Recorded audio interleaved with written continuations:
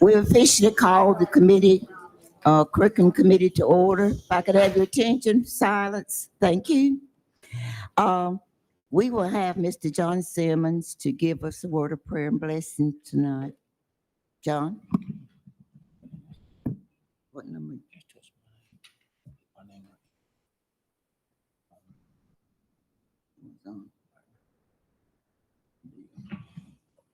Thank you, Dr. Mannion. If you bow your heads, please.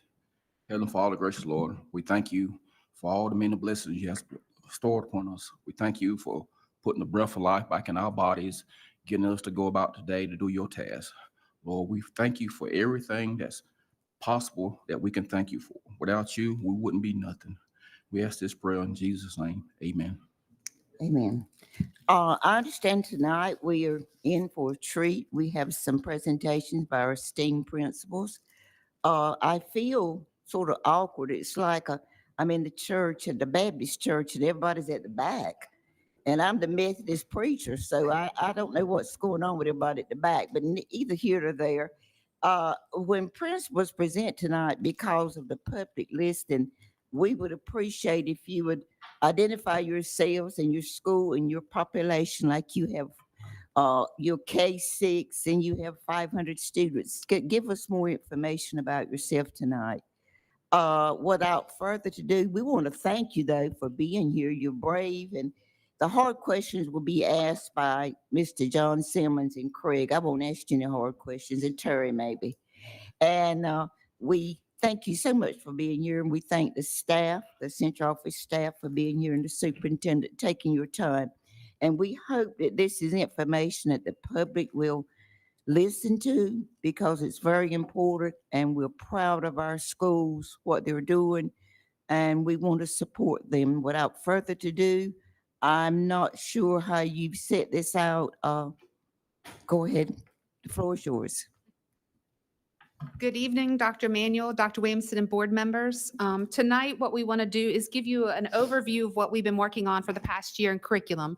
So what I really want to start with is the data, and really get into what we have seen based on what the state has shared with us. So the state just released the 22-23 year-over-year state analysis report. And this report really shows the signs of the recovery after the pandemic and the implementation of our curriculums in PSRC.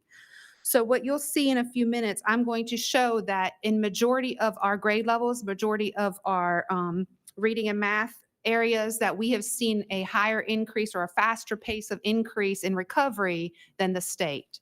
And so we're going to go through some charts in just a minute to kind of look at that. And I'm going to get Dr. Dallas to pass out the charts to the board members so that you can also have a copy to look at of those charts. So the first one I want to show you, this is third grade. And so that I can describe it, there are two different lines. This is third grade math. You'll see a gray line that is solid and a purple line. The gray line is actually North Carolina and where they scored this year, and the purple line is where we scored. And so what you'll see is that both of us are going up at the same rate. Actually, we're going and recovering faster than the state. So if you look at the very bottom, you'll see two little lines all the way over to the right, the gray and the purple. We're the purple. That's showing that we're actually doing it a little faster than the state. What it also shows is that what we want to do is get up to that 3-year average, that we want to start crossing it to show that we're getting back to pre-pandemic scores. So you'll see our third grade math is getting really close to closing that gap. Then in fourth grade, you'll see, once again, the gray is North Carolina, the purple is us, and you'll see that we are actually increasing at a higher rate than they are, and you'll see that we have a more straight trajectory instead of a slanted trajectory on that fourth grade math. Fifth grade is similar, and you'll see that we're slightly ahead. And then sixth grade, we did see a dip, but we did have a lot of discussions about sixth grade. Sixth grade is where we had a lot of subs across the district. And so that is one area we know that we're focusing on a lot this year to help those sixth grade teachers with the implementation with those teachers that are in their places now. 7th grade, again, you'll see that we're making a nice gain and that we're almost crossing that purple line. Because you can see prior to the pandemic, we were actually decreasing every year, and now instead we're going up. 8th grade, we do see a dip. This is where we do not currently have a curriculum, and this is where we'll talk a little bit later about the plan for how to support 8th grade. The other thing to keep in mind with these 8th grade scores, it does not show the students that took Math 1. It does not include those. These are only students that took 8th grade math. So that does exclude a decent number of our population that is not included in what you see up here. And then if you look at Math 1, you see that we're almost crossing back over the line of the recovery, and that the state is at a little less of a pace of crossing that line for themselves. And then actually in 3rd grade reading, we have surpassed the trajectory, and we're back up to where we were prior to the pandemic for reading. 4th grade, you see that we're getting back up to that line. We've almost reached the line in 4th grade reading, and the state is close also to closing their gap from prior to the pandemic. And then 5th grade, same thing. We started last year, and this year we've pretty much hit that line, and the state still has a gap between where they were prior compared to us. And then in 7th grade reading, you also see that we've gone beyond the projections based on where we had been prior to the pandemic, and that we've gone above it. And then also in 8th grade, you'll see the same thing. 5th grade English 2, we're above the recovery line, and you see the state is also above the line, but both are increasing at a good rate. And then what you'll see in 5th grade science, we are going up at the same rate as the state, and that we have about the same amount of gap between what the state has to recover and what we have to recover. 8th grade, we saw a dip, a slight dip, and so did the state. So if you see their line last year went down a little. So we both have some recovery to do in 8th grade science. If you look at biology, we've definitely recovered. We're above the rate. We've gotten back to where we need to be and are heading towards the state, actually almost meeting the state line for their scores. And so what you can see is just based on what we've done over this past year with implementation of the work, that we can see that we're progressing the way we need to close those gaps that we had, and now start getting closer to the state, how they're doing in those areas in reading and math. So we're slowly closing that gap, and it's really showing that what we're putting in place has really had an impact. And so we're hoping to see even more impact this year as we implement some of these things for the 2nd year. Any questions about this data? I don't have a question. I have a comment, and it's just a suggestion. Have you thought about putting this on the information to parents and with the narrative of what you just said? Now, if you just put this online, it would probably be Greek. But if you attach the narrative that you just told us, it would show a progress report of what you've been able to do, you meaning the system, principals, and everybody. Because, see, that shows that we're making gains. But just looking at the charts now, maybe the average person wouldn't be able to understand that there has been progress, and the progress has continued to happen, to be happening. So maybe I could hear a comment from the superintendent about this idea. Yes, that's not a problem, and we will do that. It's no And problem. you'll have a script like a We narrative. will. Thank you. We will. Now, Dr. Cobb, talk to us, and then principals, everybody. One, we're a little bit ahead of schedule of what we projected. Starting with relay, our timeline was a 5-year that we would achieve what, so we're ahead of schedule with that. But spend some time talking about how we work with principals on identifying gaps, how that is really making a difference. And so we believe that we're going to take a tremendous jump because we have a better handle on gaps, those subgroups. Talk about that, because we've done a lot of training. So we have, and I know Amanda's going to speak a little more about it, but I'm going to start. So we have done a lot of work in shifting the focus on learning. So really having principals really when they walk into the classroom, look at students' work first. So looking at what's causing the gap for students based on the actions that we're taking. So looking at what students are actually producing on their papers to see what is it that we need to do differently to help them achieve and reach those goals. And so really what we're doing is analyzing each piece of work as we're going into classrooms on a daily basis so we can make quick adjustments and also help coach principals and immediately support them in what they need to do. So our focus really has been at looking also at subgroup data. We spent a lot of time with quite a few schools actually breaking down the subgroup data and looking at where are they, who's getting tutoring, what support are they getting, so that we can really focus on what's happening in the building with each of our subgroups so that we can say, is this group getting what they need? Is it an attendance issue? Is it an academic issue? What is it that that child needs so that we can make sure that we have all the supports in place based on those gaps that that particular child has? Because we just had a discussion last night with some principals, if we have a child that has missed 100 days, that's a different conversation than if it's a child that is struggling academically but is there every day. And so thinking about how do we really focus on those needs of our students by focusing on what's going on in the classroom with each one of our students. Anything else before I get Amanda to dig a little deep? Mr. Craig?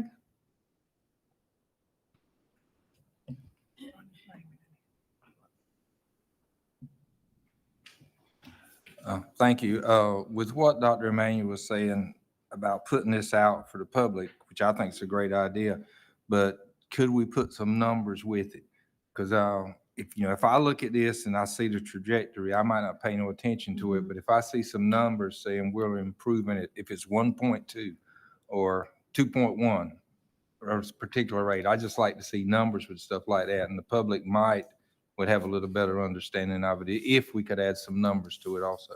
And we could also put the scale score of where they were in 2021 and then each year, because you'll see that there's a definite increase. And so that may help. To your point. Anything that would Mhm. show the public that there's an increase, because then that validates what we're doing in the classroom, what y'all are doing in the classroom. Mhm. Absolutely. Oh, sorry, Terry.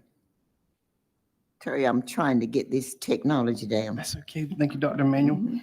Hey, Dr. Carr, I'm Mhm. just looking at the notes. So there's three little bullet points here in the notes section.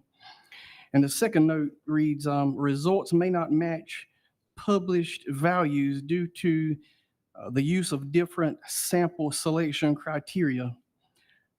So what does that mean? Is that true? Is that statement true for both PSRC's data and the state's data? So this is a state report, and what they did is prior to 2021, the scale scores were different.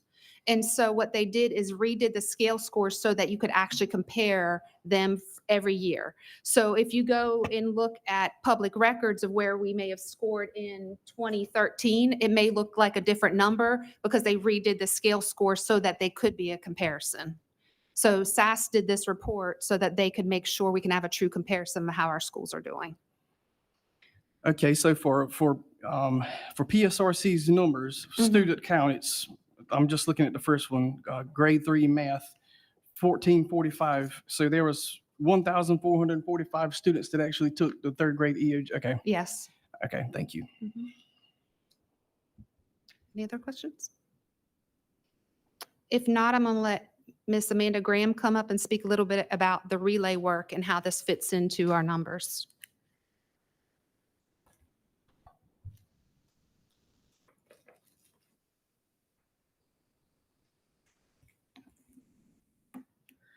Good evening, Dr. Emmanuel, Superintendent Williamson, and board members. During the 23-24 school year, our PSRC principal supervisors have narrowed our instructional leadership coaching focus to ensure that we're providing the highest leverage impact for each of our schools. So Dr. Carr, Dr. Dallas, and myself each have assigned schools that we work with throughout the year.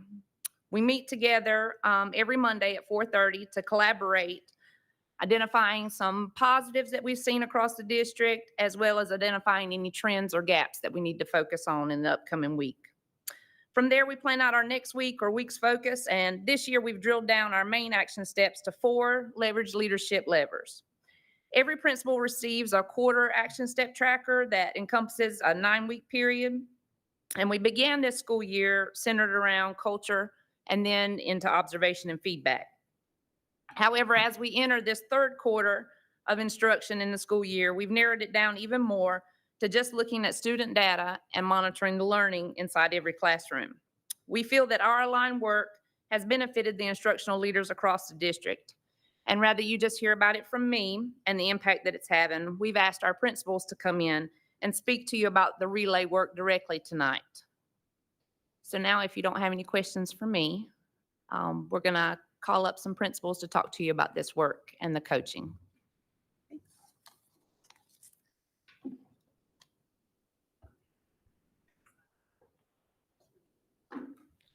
Next slide. Next slide.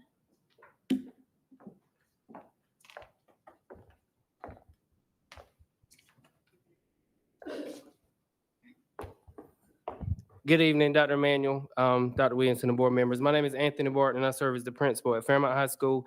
We serve grades 9 through 12, and we have 805 students. What the relay work has done for me as a principal, there's 2 words I can sum it up with, and those are practice and preparation. For years, we've talked to teachers about lesson planning and how important it is to have that tool when they walk into the classroom, myself being a former teacher. But I don't think we put much emphasis on actually preparing the lesson on how it's going to be taught and live. We don't ask doctors to do surgeries by themselves. There's folks observing them and giving them feedback when they need it. We shouldn't ask teachers. I feel like the relay work for me has moved us beyond the lesson plans. I think most principals can agree that academic monitoring has been a game changer for our teachers. I saw this many years ago when I first became the principal at Pembroke Middle. I had a teacher that did it. I didn't know what it was called, but it was called academic. It was academic monitoring, and she'd bring students up one by one by rows, and she'd check every student's work, and then she could identify immediately what the issue was. Well, that's academic monitoring, and so we had to train our teachers that it's not this laborious process that's going to take up a lot of time, but it's happening at Fairmont High School now daily, especially in our core areas where teachers can quickly see what students are doing and can identify issues in real time instead of waiting for an assignment to be graded and then hand back a day or 2 later where the opportunity to fix the issue has passed. Another part of the academic monitoring work at Fairmont has been having an exemplar in hand. So when the teachers are going around to check the work that students are working on live, that they have it in their hand so that they know what the issue is, if there is an issue. It's not just about getting the right answer, but it's also about knowing the process. And so when they have that exemplar in hand and they're walking around that in their classrooms, they can identify the issue with the child, can either fix it by voice, by giving them vocal feedback, or they can have them look at their exemplar to be able to see the issue. Our teachers announce the lap before they walk around. They let students know, hey, I'm coming to look for number 2, or I'm coming to look at this passage annotation. When I get there, I'm going to check that one. And then they're able to tell the kid, hey, if I check yours, then I need you to move to the next one so we're not wasting time instead of waiting for the class to move on to the next one. So academic monitoring is helping us fix issues in real time. Real-time feedback is something that we're working on at Fairmont High School. And the whole process is, if I see an issue in a classroom where I can offer a point of correction, that we do it in real time instead of waiting. And so a couple years ago, when the relay work started going through Robeson County, I can remember an intern that I had going to actually saw it at St. Paul's Elementary School, and he brought it back to me. And I remember thinking how invasive that must be to stop instruction in the middle of instruction, if that's what was happening, to do that. But what we do is we identify areas in the lesson, and there's not always times to be able to go and whisper to a teacher. It may be an instructional issue. It may be an engagement issue to say, hey, I want you to try this, or hey, I need you to go give some proximity to somebody else in the classroom.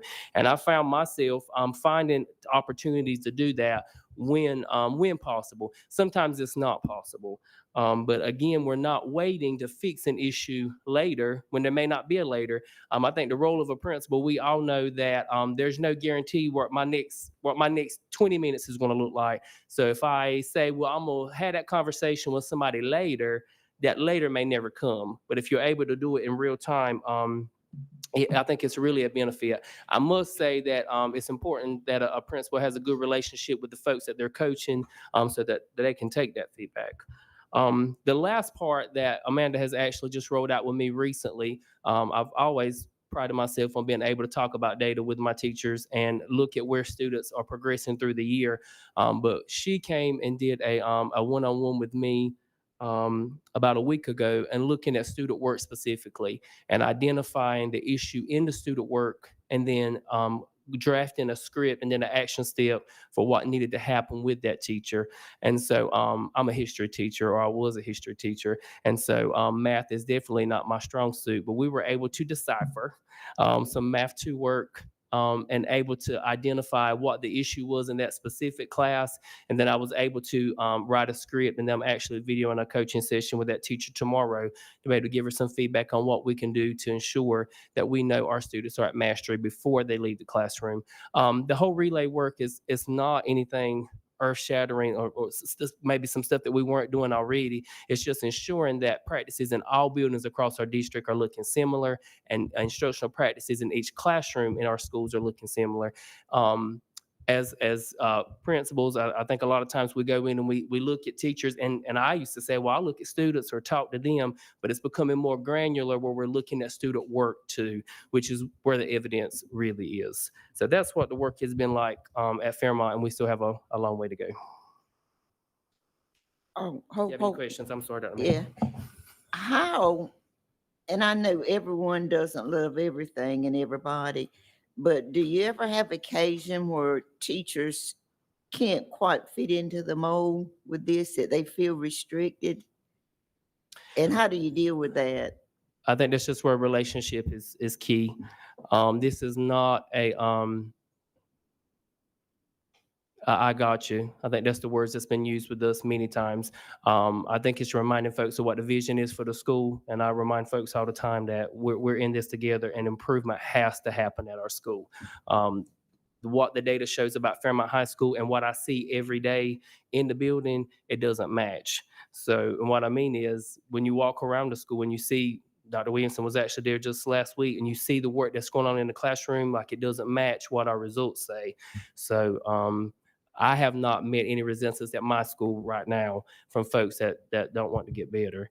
And I think it's all about the approach, Dr. Emanuel, letting folks know that this is not about you're wrong or you're not good enough. Let's refine our practices so that our children can truly show what they can do. Thank you. Any other questions for me?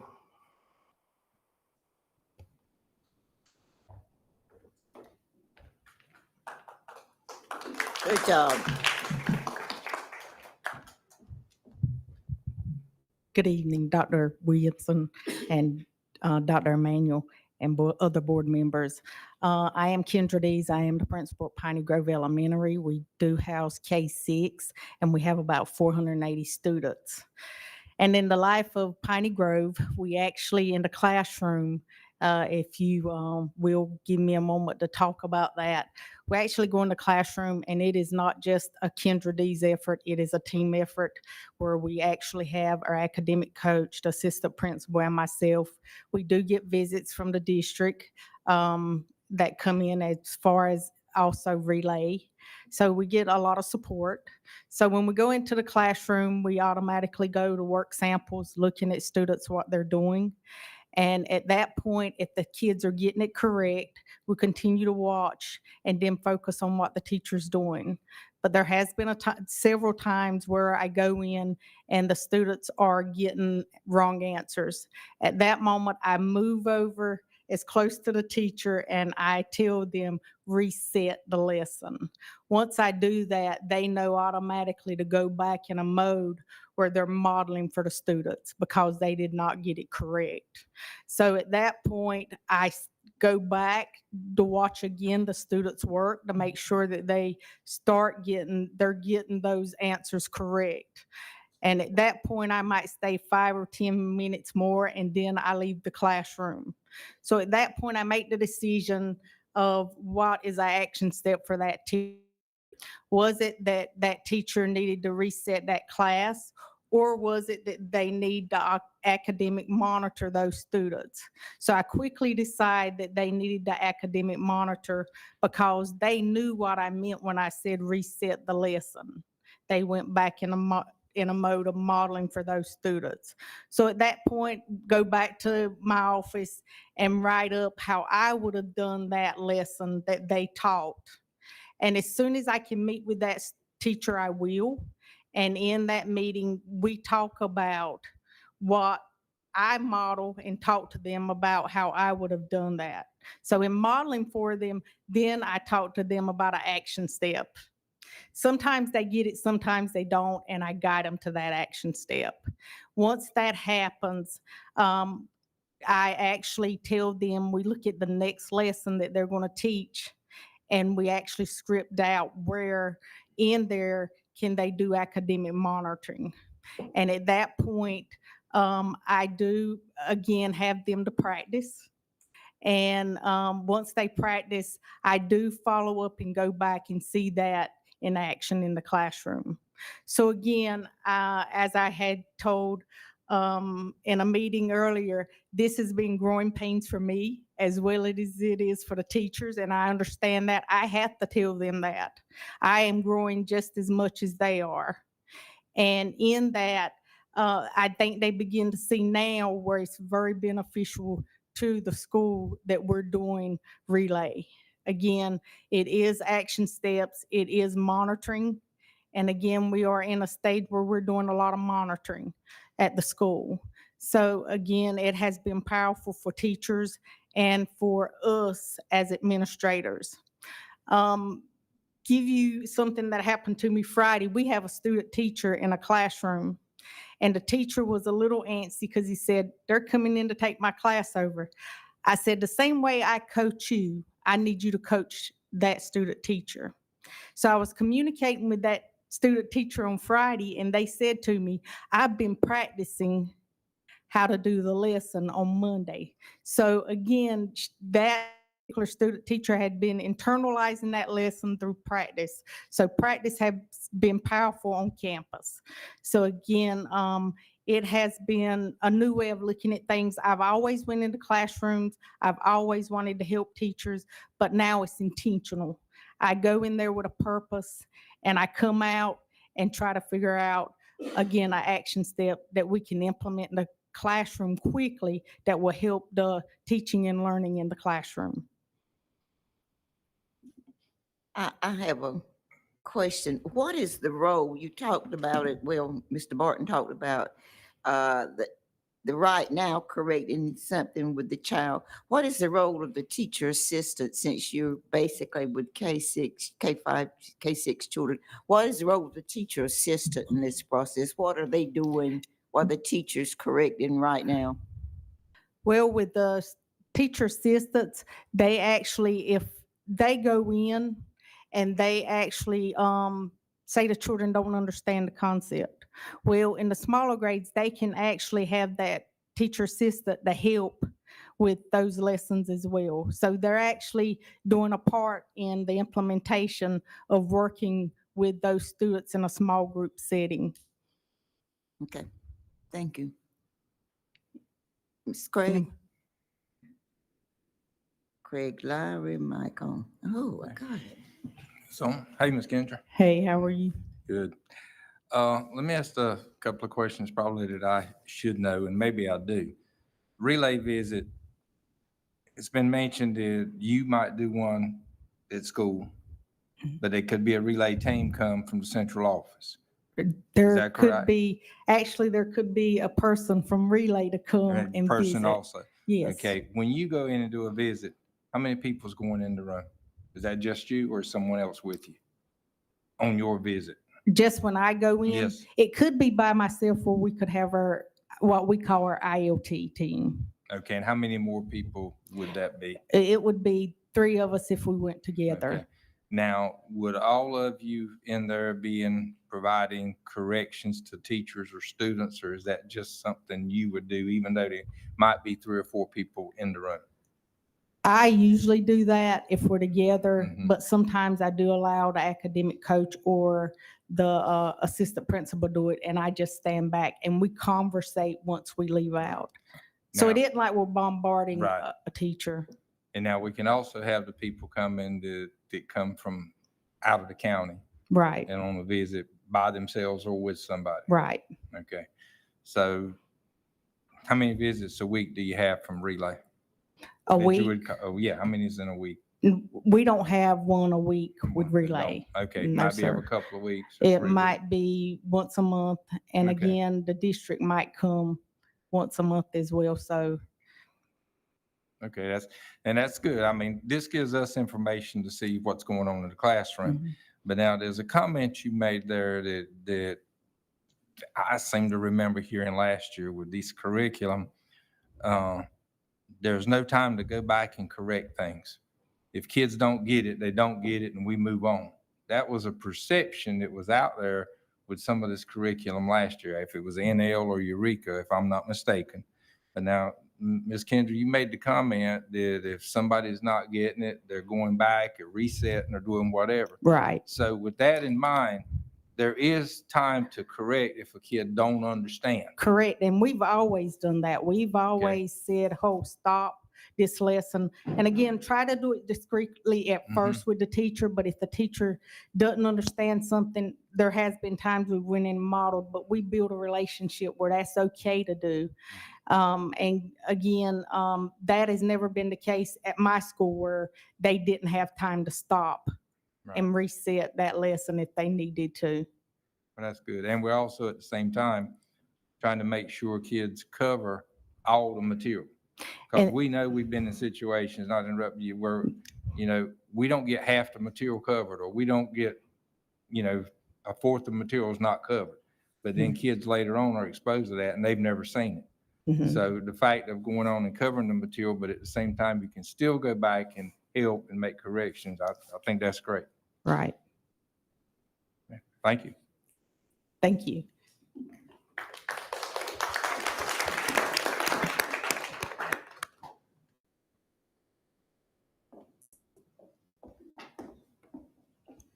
Good evening, Dr. Emmanuel, Dr. Williams, and board members. I'm Isabel Jones, principal at Southside Edgepole Elementary School, and we have about 223 students at our school. And the part I'm talking about tonight with Relay is our instructional leadership team and the work that we do with our team. And I've been a principal and an assistant principal for about 16 years in Robeson County. And I've always prided myself in improving schools and ensuring that students are learning and teachers are working. And with Relay, for the past 2 years for myself, Relay has really focused on improving my instructional practices. And with my leadership team, which consists of my assistant principal and 2 academic coaches, it has given us an opportunity to grow, to be consistent with our entire staff, and also to help my team grow as leaders as well. And so when I think about our instructional leadership team, we meet weekly. And during those meetings, we are intentional about the work that we are doing for our students and for our teachers. We're looking at things that are positive that are taking place in the classroom, things that teachers need to work on, gaps, and then we're focused on our next steps for our teachers so that our students can be successful. And through all of those collaboration, we plan, we annotate lessons, we practice, we model, we teach lessons, and we do all of that because I truly believe that whatever we expect teachers to do, then we need to be able to do as well. So they have given us an opportunity also to grow in areas outside of our curriculum area that we actually taught in. For example, I taught math when I was a teacher, and we all have a different area, but because we are instructional leaders and we are to be knowledgeable in all of those curriculum areas, the time that we spend in the curriculum is helping us help ourselves grow as instructional leaders as well as our teachers. And our team, we have a clear focus. We don't have random acts where we're doing something this week. Everything is a gradual process. So with our clear focus, either we are monitoring, so based on observations, and every Monday, my team, we do a calibration walk. So the 4 of us go into our teacher classrooms, We started in the beginning looking at the work, talking about the lesson that was taught, and we will, in that time, if we needed to give feedback to the teacher, we are all assigned to different teachers to coach. So depending on the teacher that we're coaching, we're the ones that will give the feedback to the assigned teacher that we're visiting. And with the feedback, it's like I've told my teachers in the building, when students make a mistake, we don't wait until tomorrow to correct the mistake.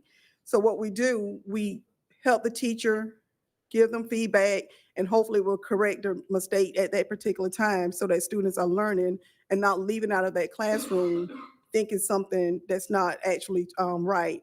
And so at the end, our whole goal is to see how can we improve teaching and learning before we leave out of the classroom. And so also when we're meeting, we are talking about improving our schools. Everything is consistent across all of our grade levels from kindergarten through 5th grade. All of the work that we're doing with monitoring student learning, giving real-time feedback, coaching a teacher during their planning period, all of the work is consistent. And the reason that work is consistent is because when we started, we all started together. So when we walked out of the room, and at this point, we all pretty much says the exact same thing because we have done the work of monitoring and observing all year. So it's not like if I went into a teacher class that I'm not coaching, the feedback is going to be the same. And so Relay truly gave us that opportunity to be intentional about the work we're doing, providing feedback to teachers, and also growing as an instructional leadership team, because ultimately at the school, it starts with myself and the teams. So the teachers are no better than we are if we can't give them the feedback and the help that they need to be successful. So with our real-time feedback, it's not like they're getting a whole lot. We give them one action step. It's small. It's normally 3 steps that they will actually take to complete. And then we come back and we follow back up with the teacher. So when we follow back up, we're looking at student work. We're looking at helping that teacher if they need to have a practice clinic or if we need to model work with the teacher. So it's always intentional about the work we're doing and how can we improve teaching and learning. We have our weekly data meetings. And with our weekly data meeting, we are looking at, as a team, we're looking at student work. We're looking at student assessments. And then now we're looking at benchmark assessment. And I would say, like before, being intentional about student work, for me, we always went to the teacher first. It was all about how can we help the teacher.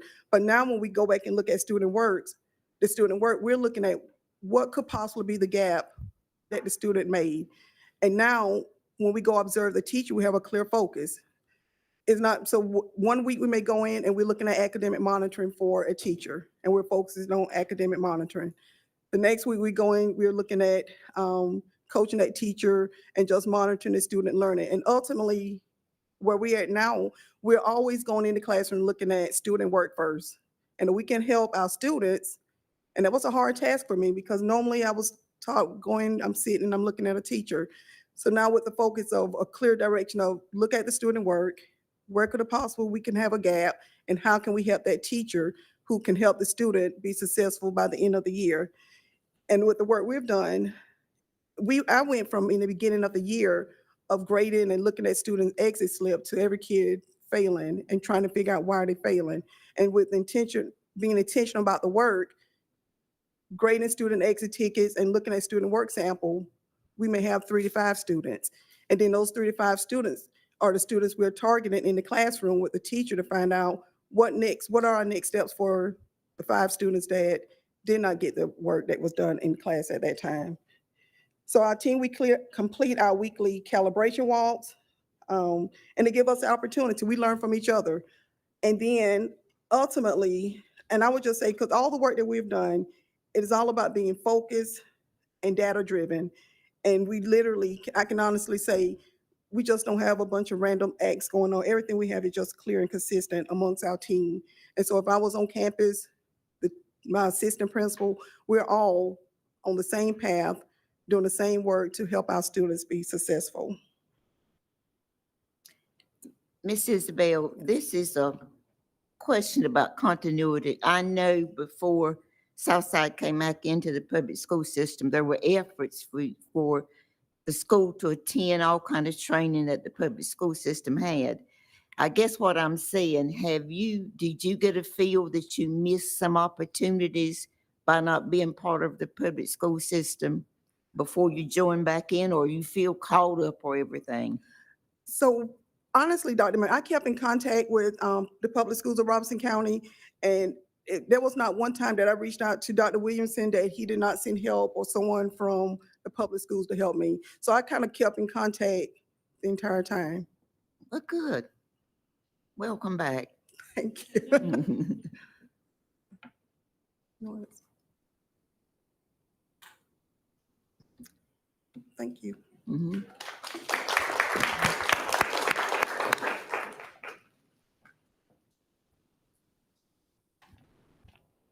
Good evening, Dr. Williamson, Dr. Emmanuel, and the fellow board members. My name is Clyde Lewine. I'm the principal of Pernellsville High School, grades 9 through 12, and we have exactly 1,563 students at our school. I want to provide you with a little bit of data.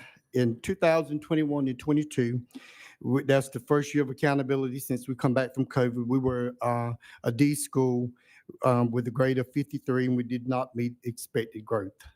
Last year, which would be 22, 23, we were a C school with a grade of 60, and we met growth. The one thing I contribute that success to is our instructional leadership team.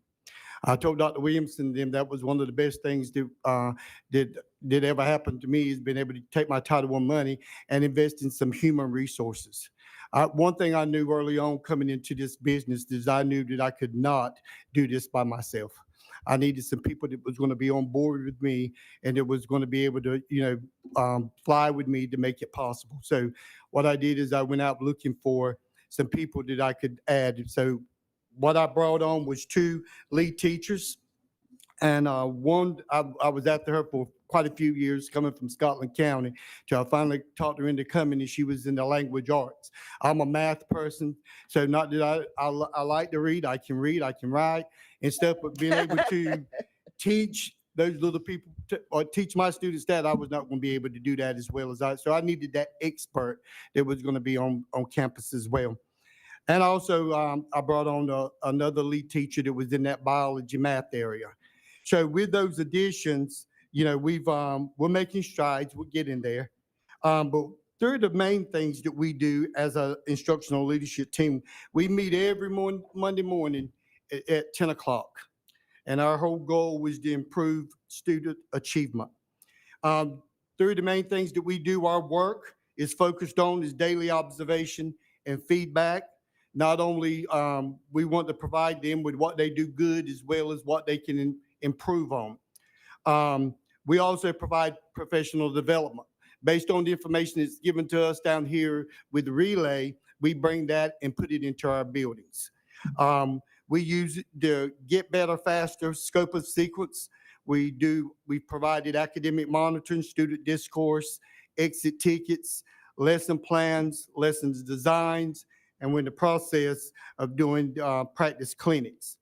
And we also focus on professional learning communities, which is our PLCs, and those are data-driven. Now, our focus, last year was our first year with our leadership team, so we felt like everybody in the building needed to know what was going on. I learned early on, our EOCs are the one the state looks at. They look at those scores, but it takes everybody to be on board to do that. So I just don't need teachers in biology, Math 1, Math 3, and English 2 doing something. I need everybody. I need everybody on board. So when we do that, I think the kids just don't look at those EOC areas as the bad people, because they're the only ones that's talking about vocabulary or whatever. Everybody's singing the same song.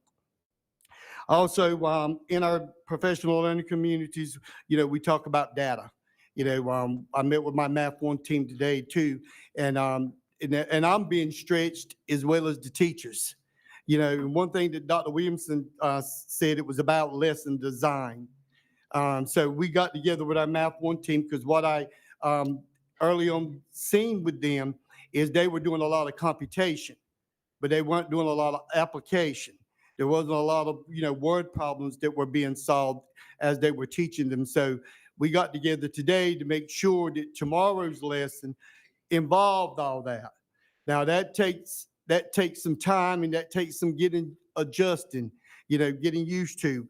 But we're there. One thing also, Dr. Manuel, I learned early on is that, and you said this years and years ago, and I haven't forgot it, ensure that the written, taught, and tested curriculum is aligned. We got to make sure that that's aligned, and we can do that if we're looking through our lesson plans.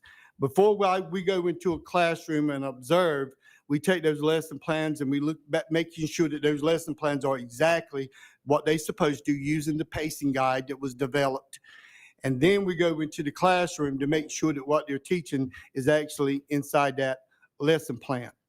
And then and if it's not, we're able to provide that feedback and meet with those teachers to ensure that, the kids are getting what they need. Also, we were challenged to do is we took all of our teachers that had to be tiered. We had to tier them, tier 1, tier 2, tier 3. There's a tier 1 teacher, they were observed weekly. As a tier 2 teacher, you were bi-weekly. And if you were tier 3, then you were monthly. So our leadership team, that means all of us, that means that's me, my assistant principals, and 2 lead teachers. We tiered all our teachers, and that's the way we do our observations, our walkthroughs. And then we come back together and we look for any kind of trends. Is there one big thing? And one thing we learned is the independent practice. Our teachers are just not being able to release that, to the students. It's like our teachers want that, want. They want to, talk the whole time. So we want to make sure that our students are getting those opportunities to be able to show what they know. Also, we already have, like this semester, we've already, took what students done from first semester results, and we looked for any gaps. And so we've been meeting with our teams to make sure that that they're filling those gaps to make sure that students once again get what they need. And in a nutshell, we're working we're working hard each and every day to make sure that we meet the needs of our students. I want to just highlight one golden nugget. You said a lot of golden nuggets, and I admire anybody with 1,500 kids. I admire all of you. But you said something that really stood out as a strong leader. You said you surrounded yourself with people with strengths that you didn't have. Yes, ma'am. In other words, if I am running a dance company and I'm an excellent tap dancer, I don't want to hire everybody else that are good tap dancers.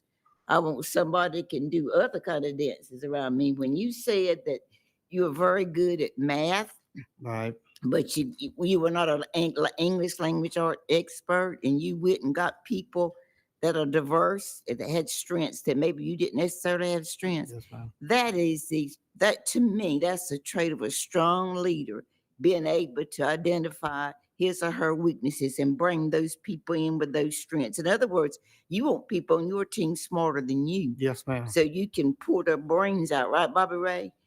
Really you do. And I think when you're able to realize that as a leader, regardless of what you're leading, you're going to succeed. Now, I appreciate what you do, and you Thank you, have a ma'am. hard way to go. All of you do, but Mr. Clyde with 1,500 kids, God bless you. Yes, ma'am. I appreciate you. Thank you.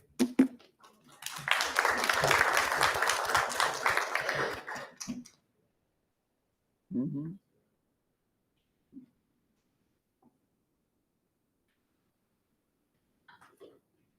This is Magnolia Country coming here. Good evening, Dr. Emmanuel, Dr. Good Williamson, and board members. My name is Charles Lockley. I'm the principal of Magnolia Elementary School. We are a pre-K 8 school, and we have approximately around 800 students.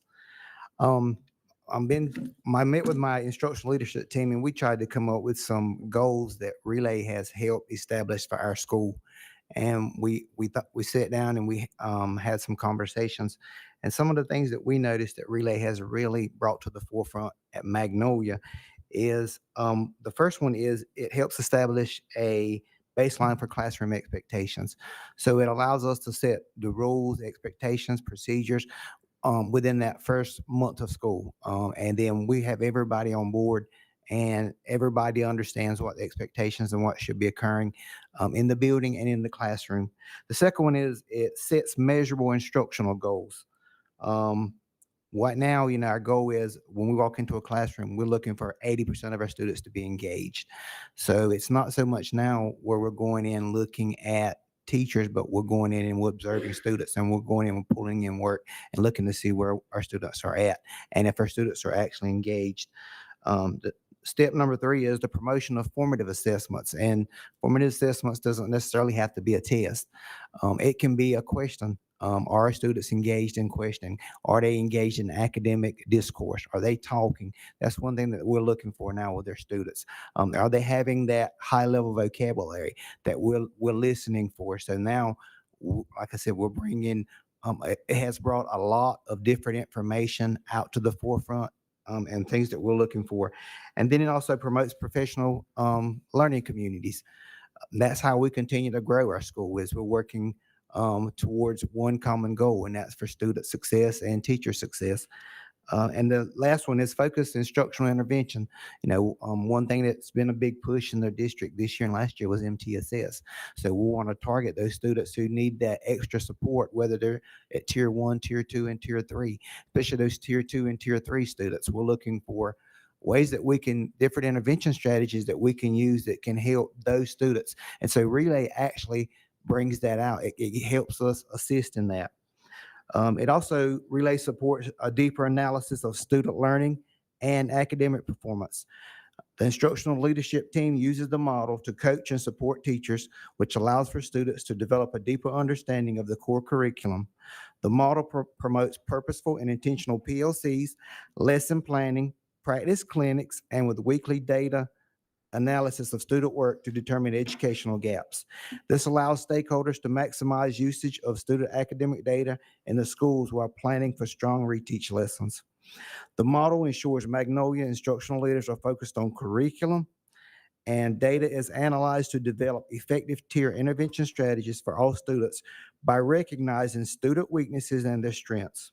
Lastly, Relay has a strong component for the coaching of teachers and the continuous development of teaching and learning. It encourages student engagement, academic monitoring, productive struggle, along with academic discourse. Relay provides Magnolia's instructional leadership team a lot of data for team members to use in the continuous growth of our school and build leadership capacity. Thank you. Any questions? Thank you.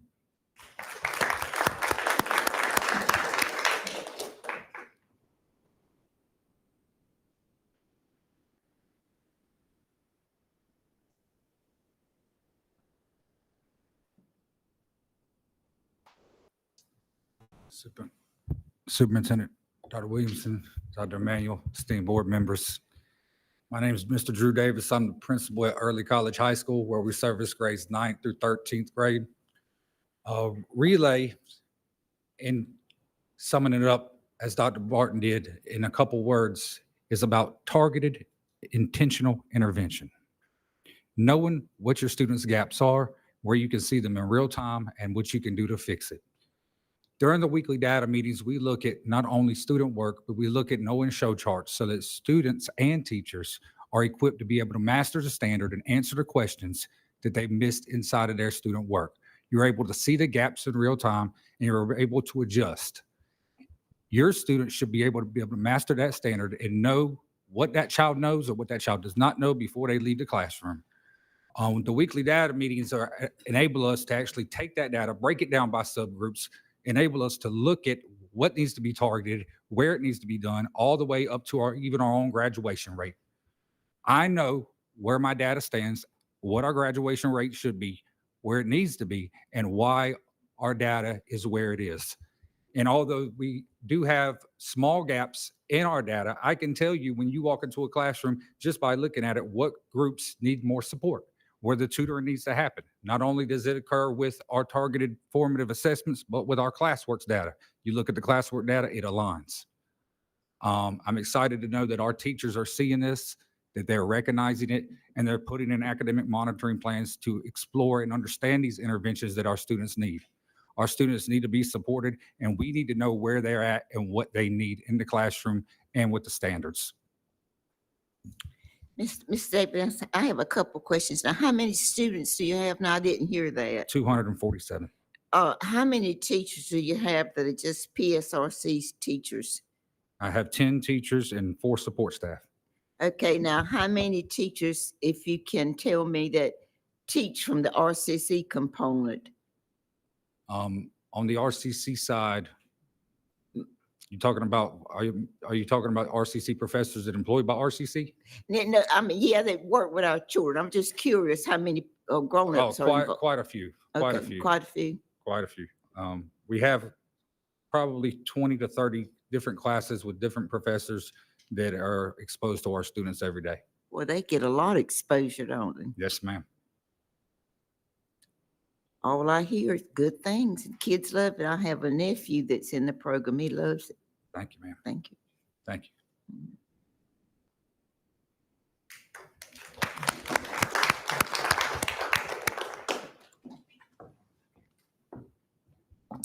Good evening, Dr. Emanuel, Superintendent Williamson, and board members.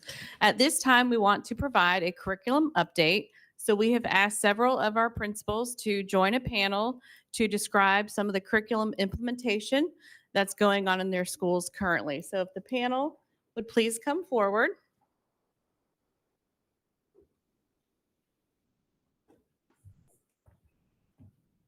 Can they identify themselves Yep. before they begin, please? Yes. Thank you. What I can do, Dr. Emanuel, when I ask the first question, is it okay if they introduce Oh, themselves sure. prior to responding? Sure.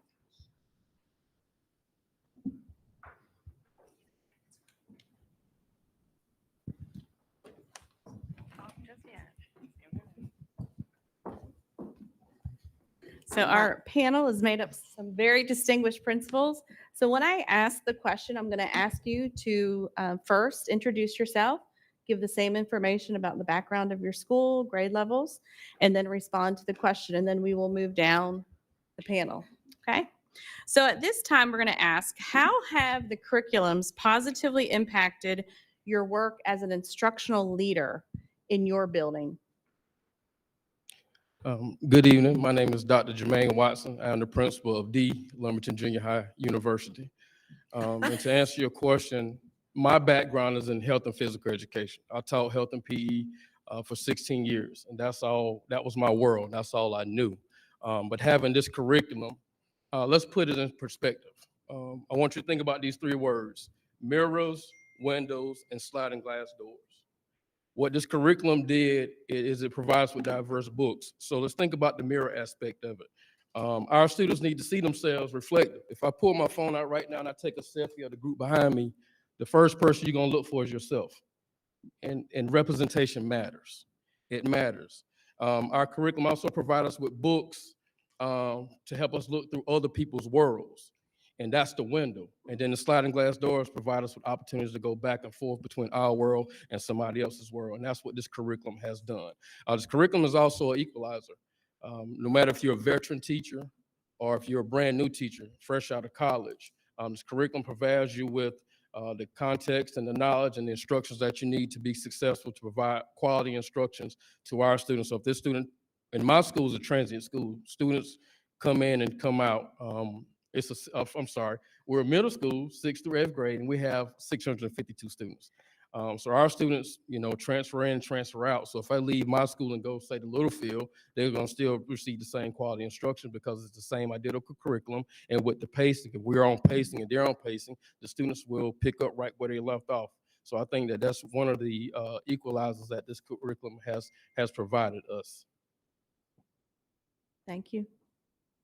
Pass it to Ms. Washington. Ms. Washington, you have the same question. Good evening. I'm Lisa Washington. I serve as principal at St. Paul's Elementary School. We have over 750 students there. The curriculum, both curriculums actually, They provide a continuity among the grade levels. You can see how each grade level connects and builds on the previous grade level. We're able to use a common language throughout the building. We have our common goals.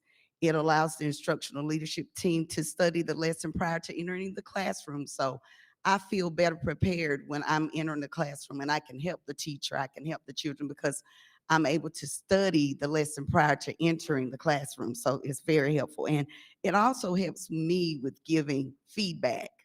I can give better feedback because I know the lesson prior to entering the classroom. I'm Joyce Brown. I'm now the principal at Red Springs Middle School. We have approximately 600 students at the middle school.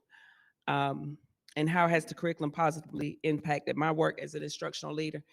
As with what everyone else said, my background is varied, but we all have some gaps. So I've surrounded myself with an instructional leadership team who can help fill those gaps. The curriculum allows us to go in the classroom and not be an expert in the area, but to study the area ahead of time and know what the teachers are teaching in the classroom when we go in there. So we don't have to wonder, are they teaching on grade level, or are they teaching what they need to be teaching? The curriculum allows us to know that automatically when we walk in the classroom.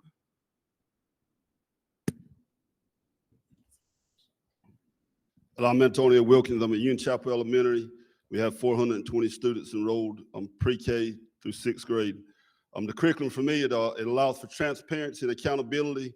Definitely the accountability piece, because we're able to make, a lot of times, as they've already said, we're not an expert in every area, and being able to just understand what the standard's saying. And truly, for me, as a principal, I always struggle with maybe what did that standard just say, and just interpreting it. Now having that research-based program or piece there to help me to understand the standard and to help the teacher understand it, and coach each other, and basically another big thing it does for me, it's put our teachers in a more coachable position, because sometimes, if they, I'll be honest with you, without the curriculum, there were times when it just, that we weren't even in the vicinity to be able to even coach them to a certain degree. Now we know we're in the ballpark, and now we're just coaching and helping refine and to help the lesson be the best it can be. Thank you. Good evening. Katasha Oxendine, principal at Orem Middle School, 5th through 8th, and we have about 297 students, and we have kids coming and going every day. So I want to ditto on everything that they said, but when we walk in the classroom, we know what our scholars are doing, we know what our champions are doing, and we know what the expectations for them should be. When we go in, we're looking at what our kids are doing specifically, because we want to make sure that they know what the teachers are teaching. We know what standards are being taught, and we know where the teacher should be when we walk in. We have a year at glance. It's like a pacing guide that the teachers should be following every single day. Research indicates that the use of this curriculum has a substantial impact on academic achievement. Curriculum provides access to rigorous grade level instruction and ensures that our champions are using resources designed to meet the needs of our students. The resources are available within the curriculum for the teachers. They don't have to go elsewhere to find anything in order to make sure all those standards are met. I'm Joanna Hunt, principal at Pembroke Elementary. We have 707 bumblebees. We are pre-K through 5th grade. The curriculum for me has ensured that when I go into the classroom, I know what to expect. Where before the curriculum, you may go in and you didn't know what was going to be taking place. Even though they turned in lesson plans, you may have 7 teachers and they're all over the place doing 7 different things. So now I go in and I know what they're going to be doing. I also can provide better support, because if I've prepped and it's a grade level I know I'm planning on going into C tomorrow, I can review that lesson and be ready to support that teacher with real-time feedback, or if I need to meet with them after to coach. So for me, it has strengthened my capacity as an instructional leader like never before. And I've been doing this for a little while now, so I guess that's why I'm at the end. I'm the oldest.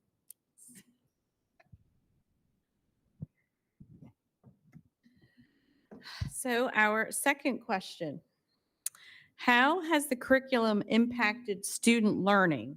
What is the change that we are seeing in our learners? And this time we will start with Ms. Washington. So Mr. Watson, you have some time. And I'm sorry, you all, I forgot. St. Paul's Elementary is pre-K through 4. I left that part out. Okay. I have to say first and foremost, the vocabulary that I get to hear even our kindergartners use. Years ago, I can't say the terminology, the academic vocabulary that I hear now, I would not have heard a few years back. So I got to say that first. Even the writing has strengthened. The rigor of the lessons, the lessons provide teachers with the scaffolds for all learners. And the curriculum includes differentiated materials, you have visuals, you have the language dives, and you have the intentional scaffolds. So I've got to say, I really love Elle and Eureka. It has given us what we did not have. And Miss Joanna, she commented on that. Years ago, you go in the classrooms and you see a little bit of everything. You might see something that wasn't even something you're supposed to see. So I really like having the curriculum that we have. It is a guide. It's a great tool. I'm appreciative for having it. I would say most of the same thing. The curriculum has impacted student learning by allowing the students to have a voice. It's not just to sit and get. So they're able to participate in conversations. They're able to have academic conversations. They're able to do group work. So I think that's impacted them the most. Coming from an elementary going to a middle school, the writing has improved tremendously, and students are able to write complete sentences beginning in kindergarten and understand what they're writing. So that's also a biggie with the curriculum. The change we see in our learners, they're excited about learning. For the most part, they're excited about going to class. They're not just sitting doing a worksheet or listening to someone else talk. They get an opportunity to participate. So that's the biggest with the change in their learners. I would say that students are thinking more, which is leading to, of course, them becoming better writers, just the thinking piece and forcing them to think through things, which is leading to the writing piece. Another piece is effective communication skills. We use such protocols as think, pair, and share, turn and talk. Those are two big pluses for me for the curriculum. Scholars have the opportunity to read, write, and discuss information daily. They're able to do lots of research. This increases their literacy skills. They are able to participate in discussion inside the classroom, and they're able to rewrite their answers in math. I was actually in a classroom today where the teacher was teaching standard form, and they were having to plug in the X and Y to solve the equation to see if the equation was equal on both sides. And the kids were able to state in a sentence that it was not equal. So I was real impressed when I went into that classroom. When the 4th grade writing test was removed from the schools, writing became a thing of the past. Although I'd been a big fan of writing the whole time, it was hard to get teachers to start back getting students to write. And this curriculum has brought that back. You hear across the grade levels painted essays. They're talking about the painted essays. You can ask a student about their essay and they can talk about it. You see them working on it and developing it like we did years ago when we were prepping for that writing test. It reminds me of that. And also the speaking and listening, because like I tell teachers, if you don't stop and provide that turn and talk time, they're going to take it, but they're going to talk about what they want to talk about. So by providing them with that turn and talk time about the curriculum, they get a chance to talk and build those speaking and listening skills about what the topic is about. So I love that. And they're able to with the math. I love the concrete activities and slowly building them to the abstract I'm seeing some of this at home with my own first grader, over Christmas, drawing little circles to represent a math problem. And I'm like, look at that curriculum at work. So I love how the Eureka takes it from the concrete to the abstract.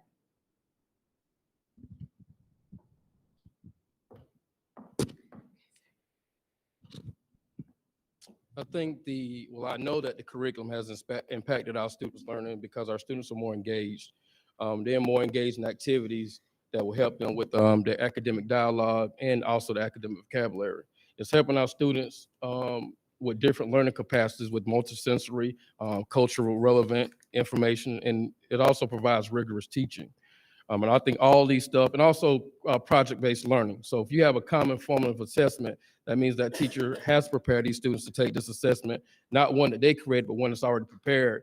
Because we're not preparing our students to compete against the person sitting next to them. We're preparing our students to compete against students across the globe from them, or from us. Because if we talk about preparing our students for a global economic world, then that's what this curriculum is also doing. And also we talk about results and impact. We had 4 long-term substitutes last year at D. Lumberton Junior High University. And what we were able to do with this curriculum, along with a strong staff and a strong ILT team, is we moved up 1 letter grade and we exceeded expectation. And I contribute part of that to this curriculum. Okay, so Joyce, you wanna hold it? So we have talked already about how the curriculum impacts the instructional leader and how it impacts student learning. So now let's talk about teachers. So how are teachers building their instructional capacity as a result of the curriculums? We'll start with you, Joyce. As we all know, most of our teachers now are not coming from education programs. So they don't have that education background.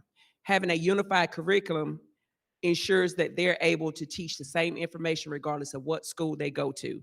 They don't have to find their time, use their time looking for curriculum or trying to figure out what standards they should be teaching. The curriculum allows them to focus on the information and the content that is grade level specific.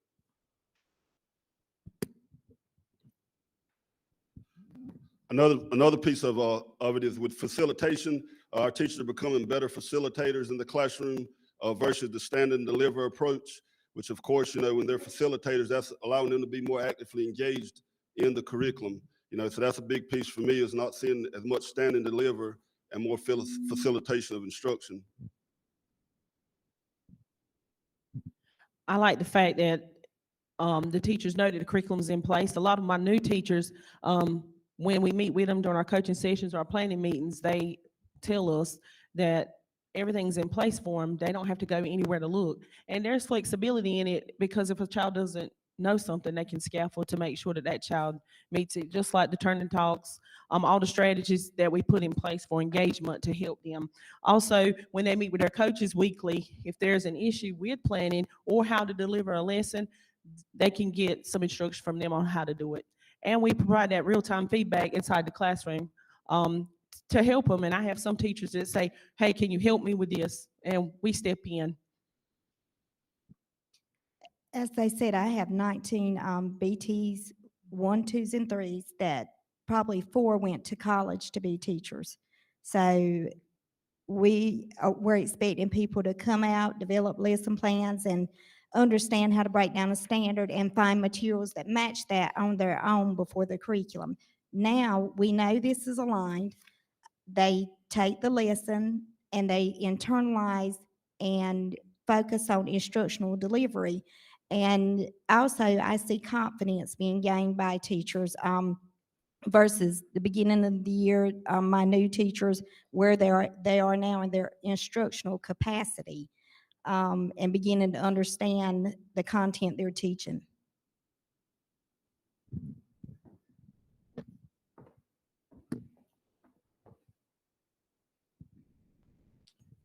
Two things. It helps our teachers, this curriculum help them to maximize the use of their instructional time. Whatever block, if it's a 75-minute block or a 45-minute block, these teachers know that they have certain amount of times of the material that we have to cover in that time frame, and then there's time left over inside the curriculum where we can remediate, accelerate, and do such things. And also, it helps our teachers promote their critical thinking. They don't have to go out and create or make up anything. The curriculum provides those critical thinking questions for those students as well. I feel the lessons are there. Everything that a teacher needs, it's right there. And I'm gonna piggyback off of a little of what everybody has said. They don't have to go and reinvent the wheel. You know, it's aligned. Everything's aligned. You've got your differentiation. You know, we had teachers years ago that was a struggle. I remember when I was a teacher struggling with that piece, differentiation, and trying to meet the needs of every child in your classroom, whether it be an ML student, an EC student. Knowing how to differentiate means you're meeting the needs of every child in your classroom, and this curriculum lends itself to that.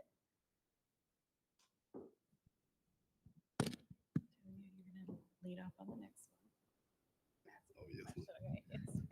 Okay, so let's talk about how students are being prepared and their readiness. Are our PSRC students better prepared and at a higher level? In honor of Dr. Emmanuel and what she taught me, I'm gonna give my answer in honor to you, Dr. Emmanuel. You're gonna love this answer. Ensure that academic vocabulary, because that's the first thing you taught me. The sooner they teaching the vocabulary, because they're gonna pass that test if they got the vocabulary. But it's ensuring that academic vocabulary is being utilized consistently to teach the standards. You know, and so many times, you know, with younger teachers and all, just being honest with you, you know, they miss that piece, you know, and again, with it being research-based, we know for sure that as long as our teachers are following the model, they're going to be in line with the standard, you know, and what the kids need to learn. The curriculum provides rigor. Our scholars need to be career and college ready. If you go back to the second question, I talked about students are able to read, write, and discuss information and research more every day and rewrite statements. So I think that our students are, you know, being prepared at a higher level. Not only in our EL and Eureka classrooms, we are doing all of this work in our science and social studies classrooms as well. I know we're kind of focused on those, but we're doing the relay work, we're doing the research, the reading, the writing, the vocabulary, all that's been done on campus and those other classes as well. Both of these curriculums are rigorous enough that they are giving our students the academic push that they need to be successful. The vocabulary is in there, the expectations are in there, the push for the writing, the building the mathematical concepts, it's in there, and it is pushing our students.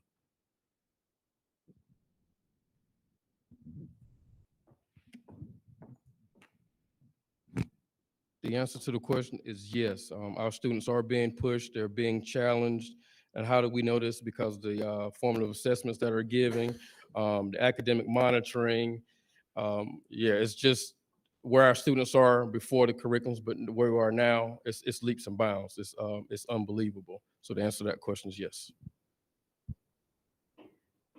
I'm going back to vocabulary again. The students are challenged to learn and to use vocabulary and use it in the proper context. Vocabulary is rich. And I would say, yes, our students are being prepared and they're learning at a higher level. When you have conversations with students and with parents, usually, especially with the Eureka math curriculum, the parents are the ones struggling because they don't understand the way the curriculum is being taught. But if you ask the average student, they can explain to you how the teacher is teaching it. And that tells you they understand it. If you can take it and put it in your words and explain it, then you understand it.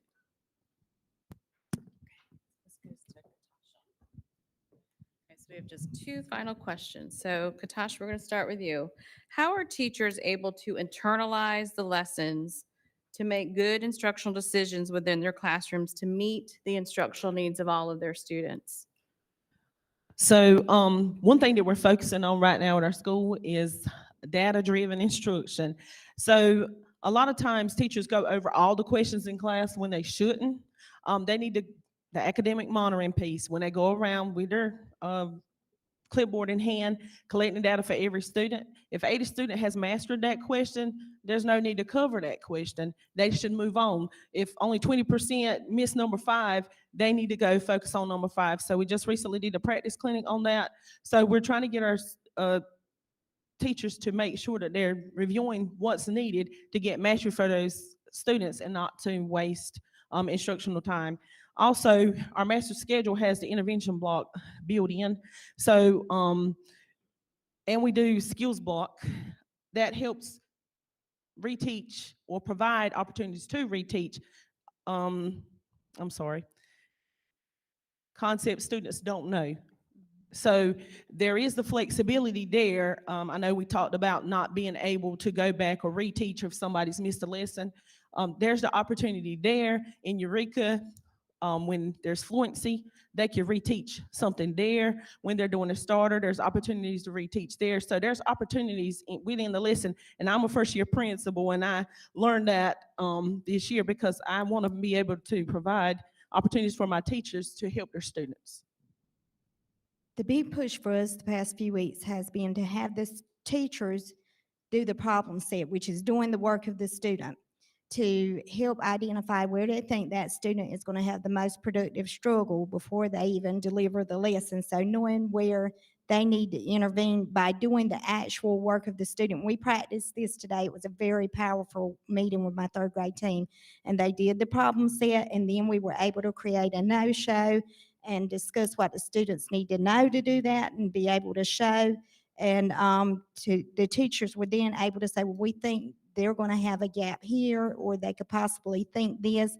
So having the teachers do that work, but also telling them this is not a script. I think that's been one of the biggest complaints. I'm boxed in with the script, and that is not what it is. We tell them, you know, you can add to it, just don't take away from the rigor of the lesson. Make sure you're using that correct vocabulary.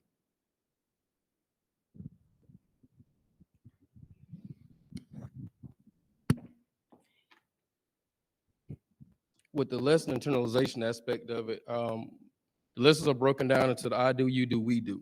So by them going ahead beforehand and internalizing this lesson, they already know where the students are going to struggle, and how to identify where the struggle is going to take place and what strategies are needed in this curriculum, especially L and Eureka. They both provide alternative strategies into how to reach our multilingual students or our struggling learners. So all of these are spiraled inside of both of those curriculums. Our teachers are allotted common planning daily, and they also have what we call a double day. So not only do they have ample time to study the lesson, to annotate, but they get the extra input from the instructional leadership team. They get the coaching that they need based upon our calibration walks, based upon what we see when we go into the classrooms, the observations. They get the coaching based upon what we see as far as the academic monitoring. Those all help the teacher with internalization of the lessons. I think the biggest thing is that the teachers, what helps them internalize it, not only the common planning, but they're able to look at it and understand, with us having over 44% of our population ML learners, where are they going to struggle? How can I reach every learner in my classroom instead of just talking and they don't understand?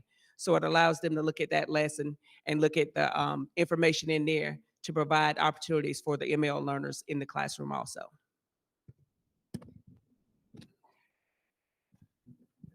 One of the points that I would say with it is, in my opinion, it stimulates creativity within the teacher. You know, they got a baseline there for that lesson, and then it stimulates their thinking and their aha moments, which leads to them building their anchor charts and other learning tools that they may need to utilize for the lesson. You know, I kind of call it harvesting. You know, they already have the curriculum there. They just got to harvest their things together to make the lesson a better presentation. Thank you. And this is our final question. On our panel, we have 2 brand new principals. And we have 4 more experienced principals. So this question, depending on your background, whether you're a veteran or a beginning teacher, how has the curriculum assisted you in conducting effective observations inside your classrooms? We've touched a little bit on that, but if you want to follow up, how has the curriculum assisted you in conducting effective observations in your classroom? Joanna, we'll start with you. Well, I can tell you, it has been a game changer for me. If I know I'm going into a classroom, I can pull that lesson beforehand, look over it, review it, and then I can go in there ready to coach or support. Sometimes all I need to do is say, "Great job." Some teachers are really nailing it, but for me, I can tell you it has been a game changer in my instructional leadership capacity.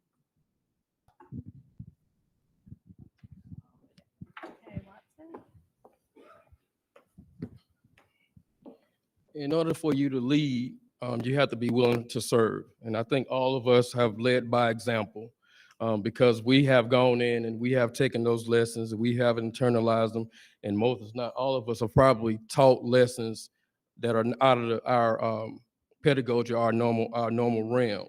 I think that also with this curriculum, it's changed me because like I said, I'm a veteran. I'm a veteran administrator. But it's when you go in and you see things, it might be a common trend. So what happens with us is we'll go back and we'll tailor our PLCs around what we saw in the classroom, and it helps the teacher to break down the standard. And after we break down the standard, it helps us take apart the lesson to help them dissect it and help them to be able to communicate that to the students. Because in order to change student behavior, you have to change teacher behavior. In order to change teacher behavior, you have to change the principal or the leader's behavior. So this curriculum has forced me as a instructional leader to change my behaviors and my mindset on how to effectively run a school. I don't go in cold turkey, wondering what's going on. When I go in, I even know what happened the day before or the week before, because the lessons they build. So I go in knowing ahead of time what I'm looking for, what to expect, and how I can help. I'm sorry. You're good. The curriculum has helped me to be prepared when I go in classrooms. That's the main thing.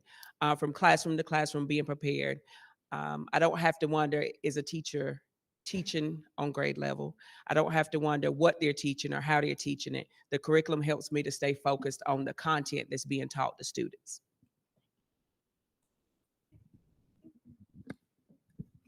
I would say that it's helped me to better understand what to look for, but not just what to look for, but also to coach it, how to coach it and make it better. And really, when I think of the word coach, we're coaching each other. I mean, because I'm learning from the teachers sometimes, and even we can call down here sometimes, and, if we don't understand it, we're all in the trenches together, I guess is what I'm trying to say, and that's kind of what I like about the concept of it, realizing that we don't know everything, but we'll figure it out together. So then it's really helped me to open my eyes up to realize what I thought I knew, I really didn't know, so that kind of deal.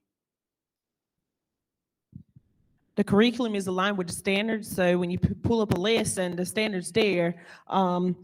So in any classroom you go into, you know that they're teaching what they're supposed to, and the students are learning what they need to learn. Anytime, if I go in after 30 minutes has passed, I can just look at the lesson and I know exactly where that teacher's at. Or I can just whisper to a student, "What y'all doing?" And then I can find it in that script and find out where they're supposed to be, or if they're on target to get to their exit ticket for that day. I want to say thank you to our panel for participating and being such a great group of principals. At this time, do any of the board members, do you have any questions of our panel or any comments? You got a question? No, I was just going to brag on them. I'm so impressed. When I get younger, I want to be just like them. Just impressed, yeah.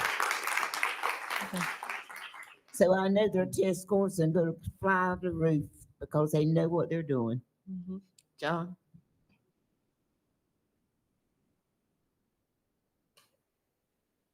Did I turn you off? I'm sorry, John. Do it again.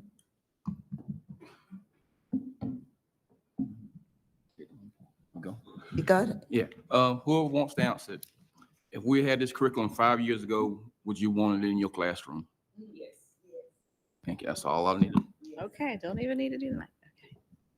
Well, thank you again. Let's give them a round of applause. They were awesome. Terry, okay. Okay, Wait, sorry. we have a question, Okay. Mr. Terry. Dr. Dallas and panel, everyone, thank you so much for your responses. Principals, assistant principals, teachers, it's a labor of love. I mean, I have no idea what you go through every day. I can't imagine what it takes to run a school. You definitely have my full respect, 110%. But if I'm looking across the panel, we've got principals from high schools, middle schools, elementary schools, junior high. It's a vast swath of, I mean, it's pretty much every type of school in the county represented. And in my mind, when you say the curriculum, that general statement, when you say when you ask a question like how has the curriculum prepared you to perform more effective observations, and when somebody responds and says, well, the curriculum such and such, does that when there was only a couple of times where I heard somebody specifically mention like EL or Eureka or some other ones, and we have all kinds of curriculum packages across the district. And I'm wondering, with each of the responses, can we assume that when you say the curriculum, it's all encompassing in general, or is some of it was some of the responses or some of the approaches in the ways in which we apply these in our everyday work, would some of these vary depending on which curriculum package we're talking about? So, I mean, I'll start. So basically, the guaranteed curriculums that we have in the public schools of Robeson County right now, K-8, would be your L and your Eureka. So basically, a lot of those questions revolved around those because those are the guaranteed curriculums that we offer to all of our students. But if any of the panel, if you were speaking of any other curriculum, you want to add that to it at this time? Okay. Okay, yeah. Okay, so there was some discussion about the number of new teachers we have or the numbers of individuals in the classroom with no background in education. And I'm certain that with our current approaches with the scripts and the common languages and all of the prep materials, already in place, I'm sure that approach works well for those individuals. I mean, if I had to go into a classroom, I couldn't go in blind. I'd have to have all the support that I could get. But I'm wondering, how are we leaving enough flexibility within our practices for individuals, for teachers that are veterans? Are we, how are we allowing them, those veteran teachers that, of course, they know what they're doing, they're some of them's probably on autopilot. How are we fostering that flexibility alongside those individuals with zero training? Does anybody want to start or do? I think one way we can foster that is with a veteran teacher, they know their standards. They know what the test specs are. They're able to pull in those resources that allow them to help those students, even with the curriculum. They can do that, whereas a new teacher who doesn't have an educational background wouldn't have that knowledge and wouldn't be able to pull that in there. They can also support those new teachers who don't have that knowledge because they do know what it takes. And then on the other side of that spectrum, sometimes we have veteran teachers, if you look at their EVOS data, they've done it for 20 years and they've done it wrong. So this puts them on the right track. Even though they have that 20-year experience, they have not effectively taught students. I mentioned before, there's flexibility there. There's a lot of resources provided by public schools of Robeson County and the state. They can always reference their EOG you know, because I always tell my teachers, look at that standard, pull up that EOG question, look at the curriculum, see what it's teaching, make sure that what you're teaching is make sure you cover the questions for that lesson that relates to that EOG question. So I always tell them, make sure you get to those word problems. If they can do one, make sure you go to the next one. The rigor's there for them to be able to master those questions. The flexibility is there. The intervention time is built in for that, especially for K-8. Also, they've got to remember it's not a script. It's a guideline. So there are things in bold that they can say, but if they don't say that the exact way, if they've internalized the lesson, they understand it. And as long as they say it and get the content point of that lesson across for the day, that's what matters. So they're not boxed into a script. They just have to hit that learning target for the day and make sure they're using that key vocabulary and not watering it down, but making sure they're saying it the way it should be, but not by a script, but hitting that vocabulary and hitting the learning target. So they do have flexibility. They're not boxed in.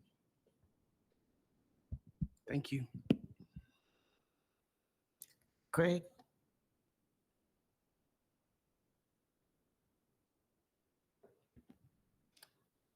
I don't see him, Terry. Terry, can you turn yours off? Let's go. Do it. Okay, I got you. On now? Yeah, I'm on. Thank And you. Mr. Terry, partially to answer your question, I was told, it might have been last week, that one of the relay people, not from the county, was telling some teachers, and hopefully this goes everywhere, that you don't have to say all this stuff word for word. You do have some leeway when you're up there teaching. So, and I think last year it was more or less, no, it's got to be word for word. That's what I heard last year. But now, I guess after doing it a year, it's changing some. Yeah. I'm probably going to ramble a minute, but sitting here, I'm fascinated and amazed. Folks, I'm going to take you back 8 years ago, 7 years ago. All I ever heard, when are we going to get some books in the public? That's all I ever heard. When is the school system going to buy some books? Okay. We got some books. Then I heard we don't like these books. These are bad books. So what do you want? Now, I think this is great. I've never been in a meeting with all this administrators talking about curriculum. And I'd love to see us come back a month from now and do it with teachers. And Mr. John, you asked the question, the main one for me, do you want to keep it? And the answer was yes. Because folks, prior to books, and some of you are old enough, not as old as me, but you were old enough to be working when I can pick any school out, Lumberton Junior and Magnolia and Prospect and whoever else, they had a different math book at every school. They had a different English book at every school. And you said it sitting here, our students transferred from school to school. And you might miss one topic at one school, get it at another one. That doesn't happen now in English and English and math. Now, Dr. Williamson, I'm gonna put you on the spot. Now we got to get it to science and social studies and all these other ones. And I say that jokingly, but serious too, because there needs consistency there. And Dr. Williamson said they're going to talk on high school, and that's another question, where are we at with high school as far as, are we teaching the same language arts book or the same chemistry book at the different high schools? And this is not something that can be done overnight. Because folks, if you ever dealt with buying textbooks when there used to be allotments, the money is tremendous. We looked at a program 8 years ago. I think the books for 4 years was going to cost us $18 million. Not happening. Not happening. We don't have money then. We don't have money now for that kind of expenditure. But this is amazing and great to hear you saying what you said, that people's on the same page. As a teacher, I don't know if I'd want you coming in my classroom like y'all coming in there. I'd be, and then as an ex-principal, listening to how you go in now and what you do, that's totally different than what we used to do. So, it sounds good, and I think everybody's working, and like I said, we got materials, and I remember the first day the materials had come in, and I went by Lumberton Junior. You couldn't walk in Lumberton Junior the first time these materials come in. People were in there getting them out and everything, and I'm like, well, we got a lot of books now. And I know they're being used. It's helping test scores. I was at the school the other day, and I won't put Mr. Lowry on the spot back there, Mr. Aaron, but they were analyzing test scores in a way that, okay, we know what questions, this is what really got me. We know what questions the students missed, and we know whether we've covered that material or not. Because now to me, it's very important. If a student misses a question and you haven't covered the material, well, hey, you can relate to that now. When you've covered the material and they're still missing, but you can still go back and look at that. And that was some of the stuff they were doing with the materials that you have now. So I think it's great. I think what you're doing is great. And, I thank you for being here today. And I appreciate what you do each and every day. And like I said, I hope we can get some teachers in here with giving us the same information. Good point. Y'all, I could stay here in the morning, but if you look at this agenda, we have a long ways to go. Yes. I think the solution to this is we just need to have more curriculum meetings. Really. I want to thank all of you for coming, the principals. I want to thank the central office staff for working with the principals on this panel and the other presentation, but we do have more on the agenda that we have to cover. So I don't know, I'm not the superintendent, but I don't have a problem with those of you principals that have performed that you might need to go home and change the baby or something. But anyway, we need to continue on with our Yes. agenda. Okay, thank you, Dr. Emmanuel. And Mr. Lowry, you did a great segue because our next part will be talking about secondary curriculum. So at this time, I'll ask Ms. Mansfield to come forward. And thank you again, panel. Thank you so much. Thank you, guys. Yeah. Yes, thank you for that. Mhm. Good evening, Dr. Emmanuel, Superintendent Williamson, and board members. My name is Alicia Mansfield, and I am the district's English Language Arts Supervisor. I want to thank you for this opportunity to present on Common Lit 360, our new high school English curriculum. All 6 of our high schools began implementing this curriculum at the beginning of this spring semester, which was 2 weeks ago, and a few of our high schools used these curriculum resources last semester. Common Lit 360 provides unit plans that develop effective reading, writing, speaking and listening, and critical thinking habits. Overall, the curriculum supports our goal of providing rigorous grade level instruction that is both vertically aligned through all 4 grade levels and consistently implemented across all high schools. In addition, the curriculum provides scaffolds and supports for both our multilingual learners and our EC students in the regular classroom. As a significant part of this implementation, our district is administering a benchmark series that includes a standards-aligned pre-test, mid-semester test, and post-test that provides actionable data for both teachers and instructional leadership teams. In addition, Common Lit 360 provides unit assessments aligned to the standards that provide data on whether students have met the learning goals outlined in that particular unit.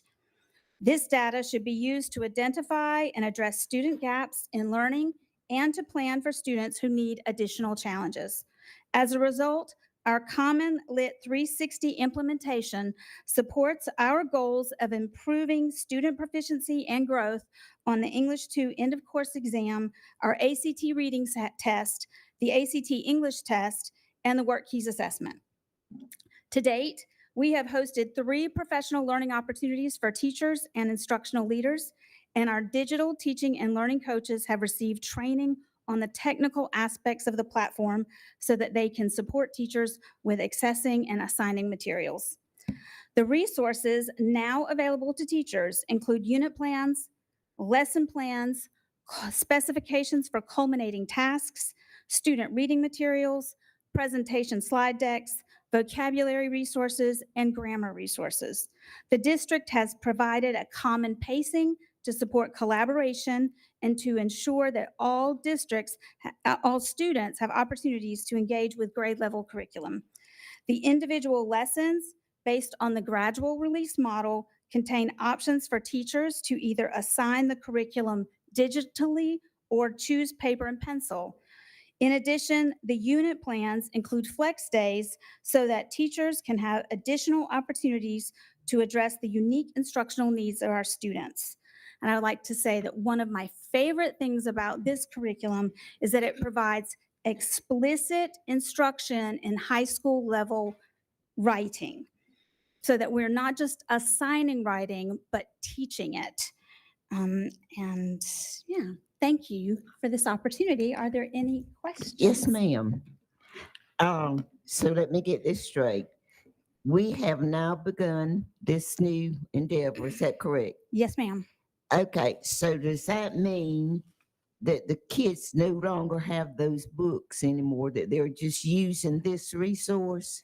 And when you say Are there books- English books per se in high school now? Okay, you mean like a textbook? Yes, ma'am. It's all provided digitally. So they're taking English digitally now? It's available digitally, so a teacher could choose to assign a particular lesson digitally, but it's also, everything is available for teachers to print and use the student resources in the classroom printed. I guess what I'm trying to understand, all of our English classes in high school, they're using this model. That is, yes, ma'am, yes. We've Okay. just begun this semester. Okay, but we're using the standard courses, so of course the state says we got to teach these standards, correct? Yes, ma'am. Okay, now, but this is the resource they're using to teach the standards, is what I'm trying to get in my brain. Yes, ma'am. It is aligned to our standards. So they don't have an option. We've got to use this. Is that what we're saying? Yes, ma'am. Okay. And they've been trained on it and they know how to use it. Yes, ma'am, and we have more training coming. Okay. And how do they feel about, have you had any feelings from the teachers that English? Do they like it, dislike it? I have heard many reports of teachers saying that they are appreciating all the resources, and very much similar to the EL curriculum. Many of the responsibilities of the teacher have been taken care of for them. So they have the slide decks, they have the lesson plans already written, the student materials are already written, scaffolded questions are already written for teachers. So the resources are already there. Now, change is hard for everyone.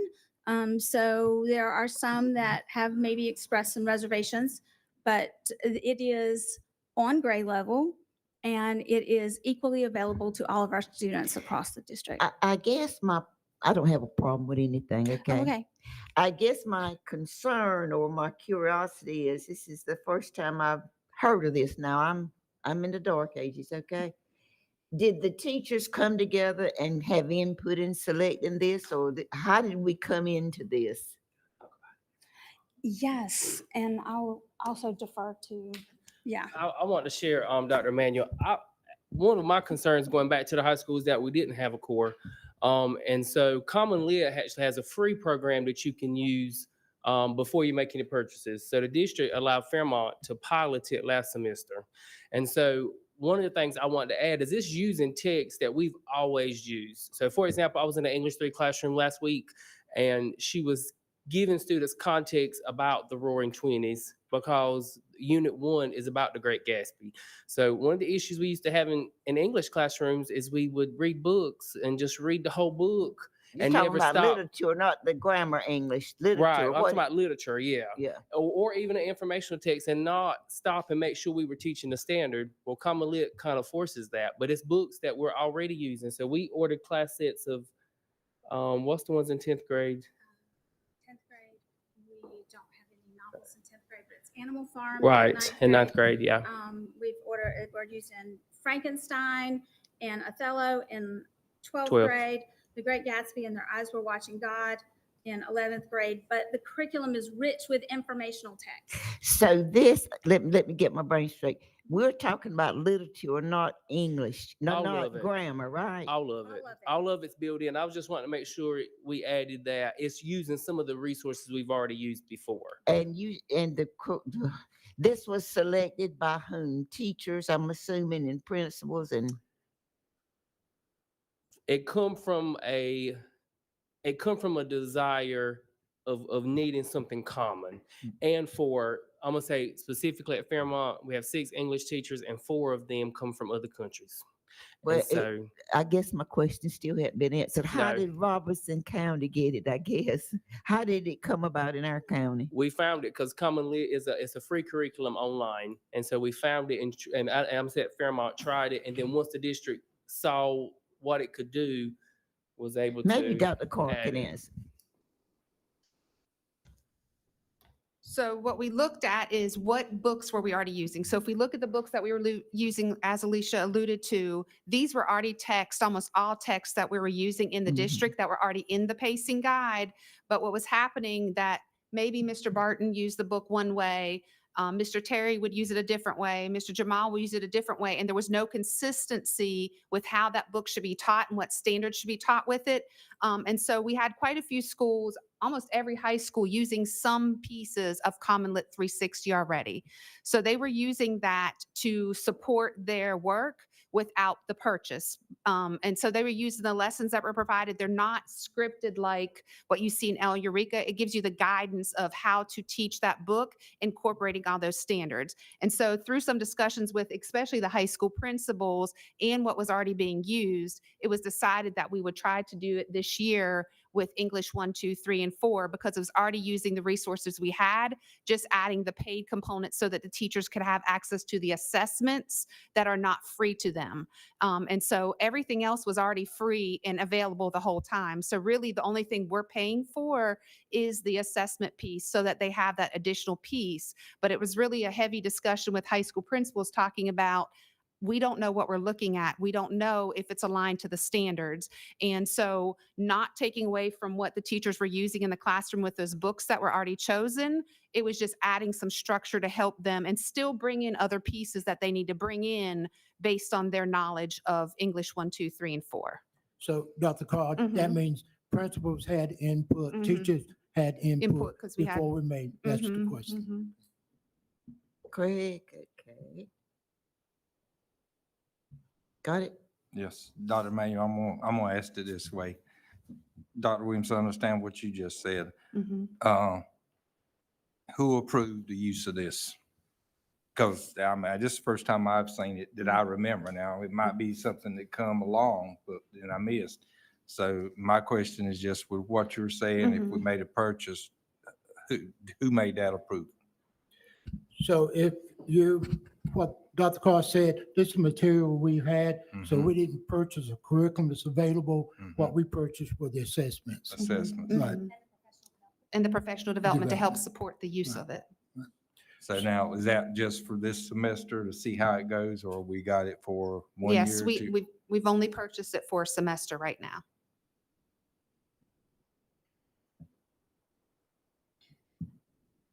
Okay, Mr. Terry. Michael, got it? So I'm taking a look at the Common Lit website. It looks like there's 4 different packages. And you said we have the the assessments. Would that be maybe the Essentials Pro or the Pro Plus? Yes. Okay, Yeah. Essentials Pro. Okay, so that includes LMS integration with Canvas. Do we have anybody leveraging that so far at this time? Okay, We do. That is how our teachers are implementing the digital aspects, is they're integrated through Canvas. Thank you. Any other questions? When will English adoption come up? What are we, a year, 2 years from that? 2 years. 2 years. Mhm. And so that's when we'll bring it before the board. Any other questions? Okay. I'm going to turn it over to Dr. Dallas to talk to us about Math 1. Good evening, Dr. Emanuel, Superintendent Williamson, and board members. Just a brief update on where we are at with Math 1. Just a reminder that it is our intent to have all eighth grade students enrolled in Math 1 next year. Currently, we do have some middle schools that are already implementing at least one section, if not all sections of Math 1 for our eighth graders. So this year, in order to prepare for the full implementation of Math 1 next year, our current seventh graders are taking a 7-8 compacted math course, which includes seventh and eighth grade content standards. This course allows them to have an opportunity to be exposed to seventh grade standards, but also those eighth grade standards that they will need to be successful in Math 1. So knowing that's coming, that's our plan. We've been working through that. Melissa Wynn, our math supervisor, has been supporting teachers in that implementation so that they feel comfortable with that. So we know we're setting our students up for success. Over the summer, we will be providing professional development to our eighth grade teachers because we will be extending that curriculum so they will use the Eureka Math to help implement Math 1 for our new eighth graders next year. Okay. Any questions about the Math 1? As a reminder. No, Okay, ma'am. That's thank you. Fine. Not for me. Okay, thank you. Science, STEM, robotics. Yes, that's me. Good evening, Dr. Emmanuel, Good Dr. evening. Williamson, and board members. I'm Susan Hendricks, and I'm going to talk to you about science, STEM, and robotics. The new science standards have been adopted by the State Board of Education in June of 2023, and they will be implemented in the 24-25 school year.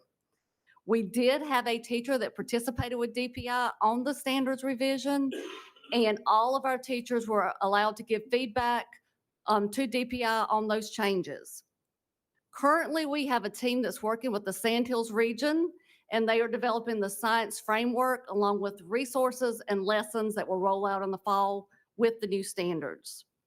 There is more of a need for hands-on learning opportunities with these new standards as they incorporate the science and engineering practices, and it will become more of science application and not just science content. So that'll be a change for our teachers. DPI is working on the new test specs as well as new test question types. It will be a new test in 24-25. And we do have a team that we have referenced to work with DPI on those new test specs and test questions. For training, DPI has been holding science office hours every month, and we will hold science training this summer as we prepare to implement that rollout in the fall. I have to brag, this year we have 5 students that will be participating in the Regional Science Fair at Pembroke State, not Pembroke, UNC Pembroke on February the 17th of this year. So 5 students, 5 of our elementary students. For STEM, our STEM mobile unit has already participated in 4 Science Night events. And I have been in several classrooms and several schools across the district doing STEM-aligned lessons. So the purpose of these lessons is to model these science and engineering practices and this hands-on learning that will be important or in the new science standards that will come out. So we do have a big need for STEM in Robeson County. The North Carolina Center for After School Programs created what was called the NC Flight Crew. The NC Flight Crew is a program that is an exciting opportunity for girls in grades 6 through 12 who want to explore STEM while serving their community and developing their own leadership skills. Out of 176 applications across the state, 44 of those were from Robeson County. So let me say that again. Out of 176 applications across the state, 44 were from Robeson County. Yeah, it's great. Zoe Ogan, a 7th grader at Orem Middle School, was one of 10 selected to participate at the state level, and she has already participated in 2 events. I will be working with Zoe as she does a STEM lesson with students in April. So for robotics, we held a first sanctioned qualifier on November 30th at the Lumberton Junior High School with 8 First Lego Challenge teams from the district. Lumberton Junior received the golden ticket to go on to the state competition that was held on January the 13th. Southside Ashpole, Carroll Middle, and Rex Rennert moved on to regionals, with Southside Ashpole receiving the judges award. What I want to stress with this is the first Lego challenge is geared for middle school. So this year I decided we needed to push it down. So I incorporated several elementary schools.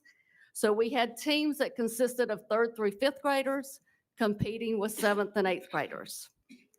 So these young students demonstrated that they are not only ready, but are eager for robotics.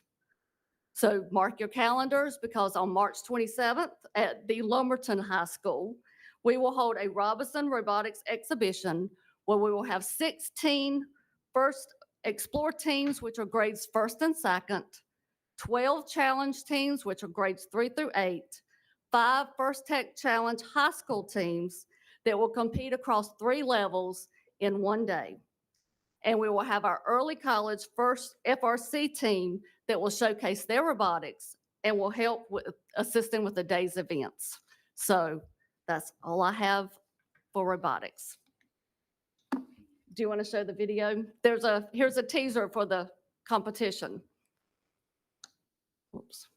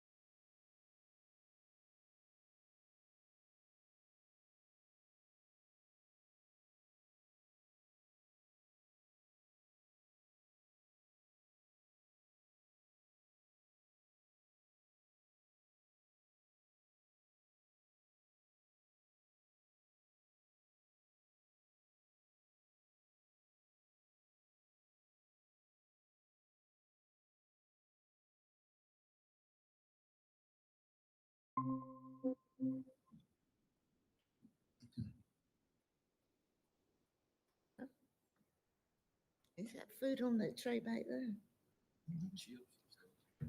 Thought maybe it was chicken and pastry. Let's move on. Who's up? Okay, the next one. Social studies. Social studies, blended learning.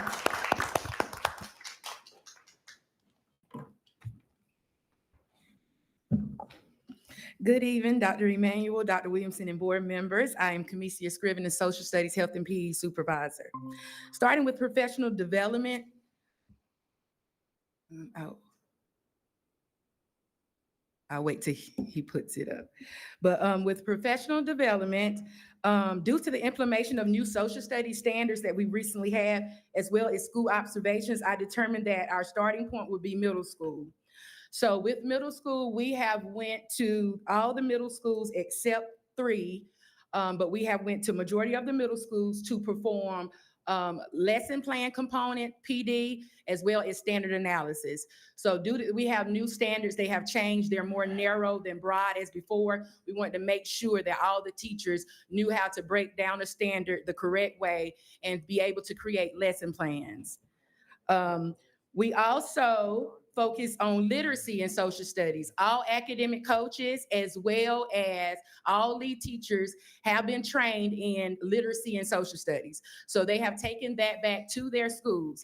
I as well have done professional development at a few schools for literacy as well. We are pushing now into the elementary schools. The L curriculum is very heavy on social studies.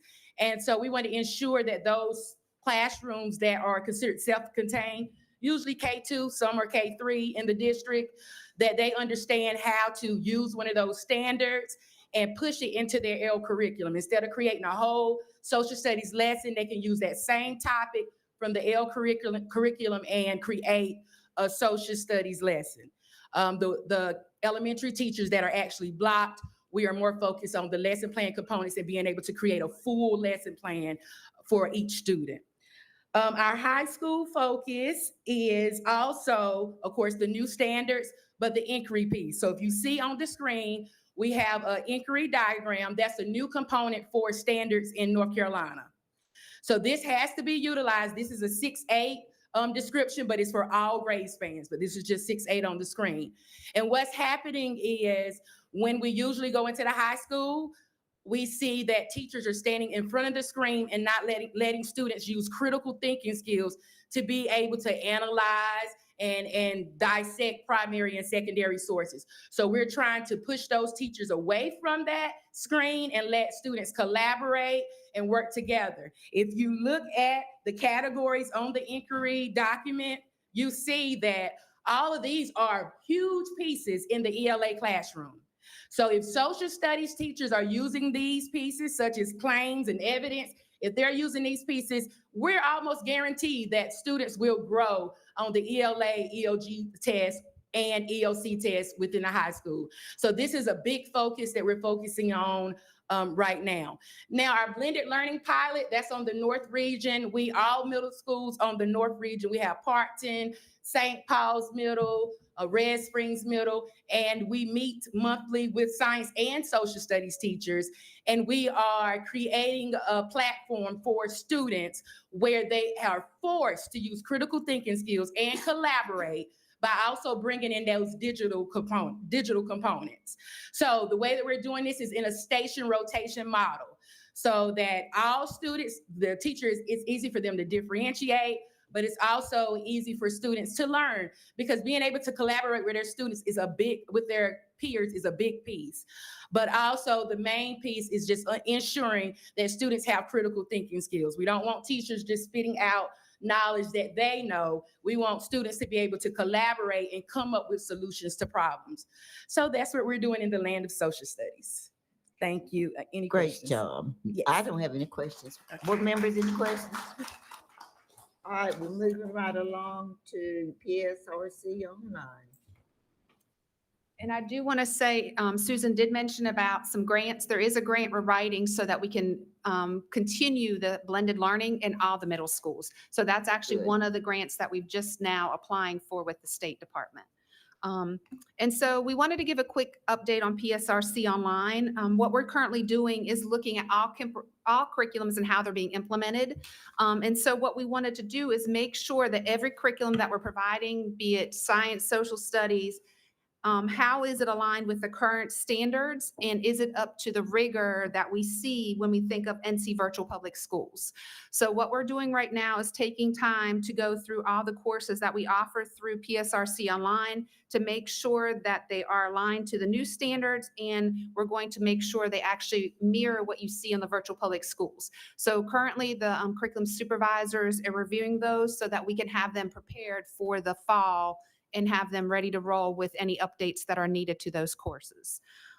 Part of what we're also going to do is create an application process. There used to be an application process for taking these courses, but what we're going to do is go back to having this application process to ensure that students are first being offered priority as far as what their needs are. So thinking first that we always look at face-to-face options first, and then also look at NC Virtual Public Schools, courses offered through NC School of Math and Science, and then look at Apex and PSRC online.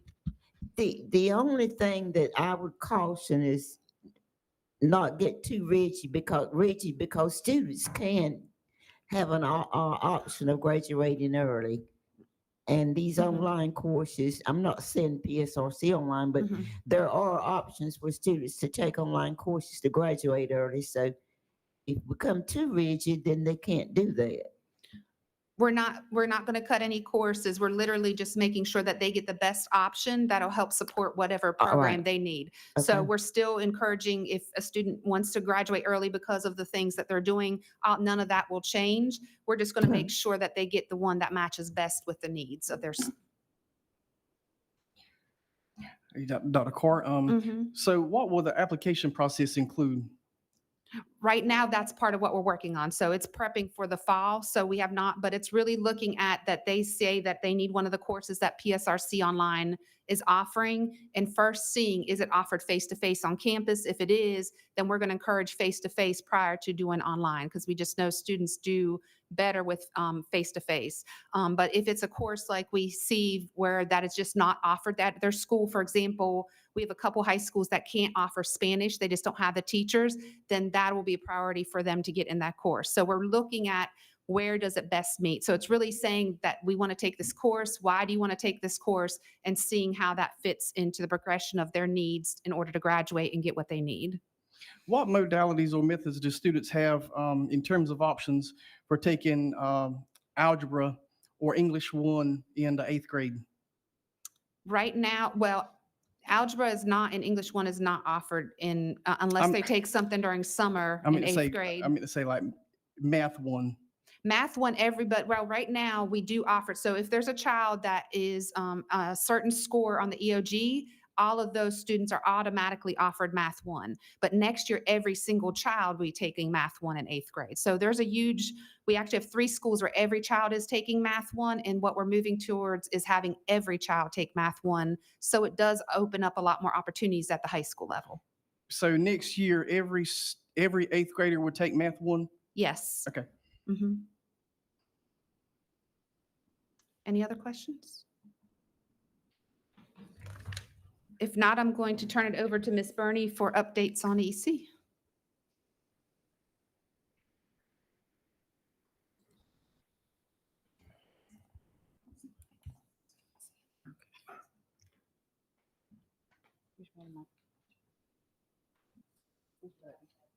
Thank you. Good evening. The numbers or the data that's presented before you outlines our December head count and our April 1 head count, 5-year trend, basically showing where we were and where we are as of today. So if you can see back in 2019, with our December 1 head count, that includes ages 3 to 21, we were at 17.2%. And now as of December, this is an estimated number, we should be, when they finish, around 12%. For April 1 head count from 2019, we were at 15, is that 15? Thank you. 15.31%. Forgive me, I do not have my glasses. And we are currently, this past April 1 head count, at 12.49%. And we know that the cap at the state level is at 13%. So we have come a long way. But even with that positive outcome with our head count and the number of students identified per our ADM in our district with students with disabilities, as it relates to our indicators with the least restrictive environment or setting, we have doubled in regards of the separate setting, or we want to call self-contained setting. Our numbers have doubled in that area. And because of that, we want to focus on, as a department, we have focused on looking at all of our self-contained classrooms and our standard content classrooms, because those classrooms require a smaller student to teacher ratio. And because of that, we have to address those more intensive needs within those classrooms. Per policy and best practices, our student to teacher ratio should be 6:1 in those settings. But we're way over that number when we compare the past 2 years of our class size waivers. We have more than around 10 to 14 kids in a separate classroom. That is too many. Because of that, we also have within all of our separate classrooms, they are cross-categorical, which means that our teachers within those classrooms are required to teach both that modified standard course of study and also the extended content standards course of study. This interferes with the quality of instruction that we're trying to provide with our students in that separate setting. Also, another area of concern is our transportation costs, which is higher using our contract vans and also transporting our students further from home. All of this interferes with quality instruction. So our goal as a department is to support our teachers' skills and provide additional instructional tools to obtain growth with our students with disabilities, and particularly we're talking about our students within our self-contained or separate classrooms. By doing that is what we're trying to do is provide quality instruction so we can obtain student growth and outcomes and targeted instruction based on our individualized students' needs per their IEP. Also, we want to provide efficient and effective staffing to address those needs. Also, classrooms assignments will have to be looked at and allocations completed on a regular basis, and we're recommending yearly based on those projected home schools for our students with disabilities, and also looking at, again, cost-efficient transportation. So we put a plan of operation and location in place, and we broke it down into phases. So phase 1 involved with the implementation of our unique learning systems program, which is our curriculum that we have implemented this year, August, the beginning of this year. Outlined here, which I cannot click, but it's the success plan that we have aligned with the unique learning program that targets our students, excuse me, student outcome, student achievement outcome, along with a compliant component that's embedded within that program, which is called Polaris, and that helps us with our progress monitoring and data collection. It's embedded with research-based assessments. It's embedded within the curriculum lessons geared towards our reading, our math, our science, our social studies, our daily living and functional and transitional skills, which is all the components for the extended content standards. So we have implemented that program this year. We also have identified all current students that are in the separate settings throughout the whole district. We've also identified students from each type of classroom that we have within our district. Also have identified the home schools that are assigned to each student that is in the district. And also we have addressed our EC personnel allotments based on our classroom sizes and location. We've also identified the specific personnel staffing that we would need and allotments to inform staff of these reassignments that we want to propose. And also we have completed, working with our transportation department, a cost savings analysis. Phase 2 will involve presenting this information to our administration, the recommendations regarding the locations of these classrooms and moves. We want to work with facilities to identify the available spaces and also assign our students to the closest home school. We made all these recommendations on the form. It took a lot of work for the team to come together to do this. And last but not least, we want to, in advance, inform our parents of these school assignments. And the final phase of this is to identify at every IEP meeting at our annual review students that meet eligibility and continue to meet eligibility so we can provide the needed support and PD for our teachers and staff. Why? Because we have, again, large numbers within those classrooms. We have a lot of students who do not meet criteria to be within those classrooms. And because of that, we want to put a plan in place to slowly transition them into the correct setting that they need to be in. Are there any questions? So our intent is to have this ready to present to the board at our March board meeting, correct? Yes, sir. Thank you. Miss Bernie, Yes, so ma'am. clear everything up. We've been talking relay. Yes. Relay cannot apply to EC because of our EPs. Am I correct or not correct? Relay still does because this was mainly regarding our ECS students, but we implemented co-teaching. We're implementing co-teaching practices within our schools, which includes our resource students. That's another component of what we have been doing is outlining all of our resource students per what's written in their IEP and looking at that data to see which students need to be in the most least restrictive setting, which is basically mostly in their general ed content areas. So Relay does apply. We are even putting in training with our program specialists and our SDI specialists to work with coaching and observations and working along with our principals and academic coaches as we move forward with our students being more exposed to the general ed curriculum. So this is children who are in the mainstream EC Yes. children. Okay, all right, I'll make sure that we had that straight because we are straight relay, which I don't have a problem with, but not with the IEP children that have deficiencies. We do have it with our students who are on the regular ed curriculum or takes the regular ed state test. Those that are on the alternative state test, we are implementing unique, which is aligned with the standard course of study. All right. Yes, ma'am. Any other questions? Are you still happy every day? I am happy every day and blessed. Thank you. Thank you. Terry? John? Okay. Thank you, Ms. Bernie. One quick question. So I was looking at phase two. The Yes, sir. students will still, parents and students will still be able to request transfers, right? Yes, that is not per the IEP team. That is per board approved. Okay, that's fine. That same process still apply. Thank you. All right. Any more questions? Last but not least, requirements by state, federal, and PSRC. Dr. Whitney Dills, the card. So the last thing we wanted to share, we were asked about what are some district required things and what are state required items. And so what you'll see is there are certain things that the state requires us to participate in. And so on the left-hand side, you'll see that letters is one of those requirements.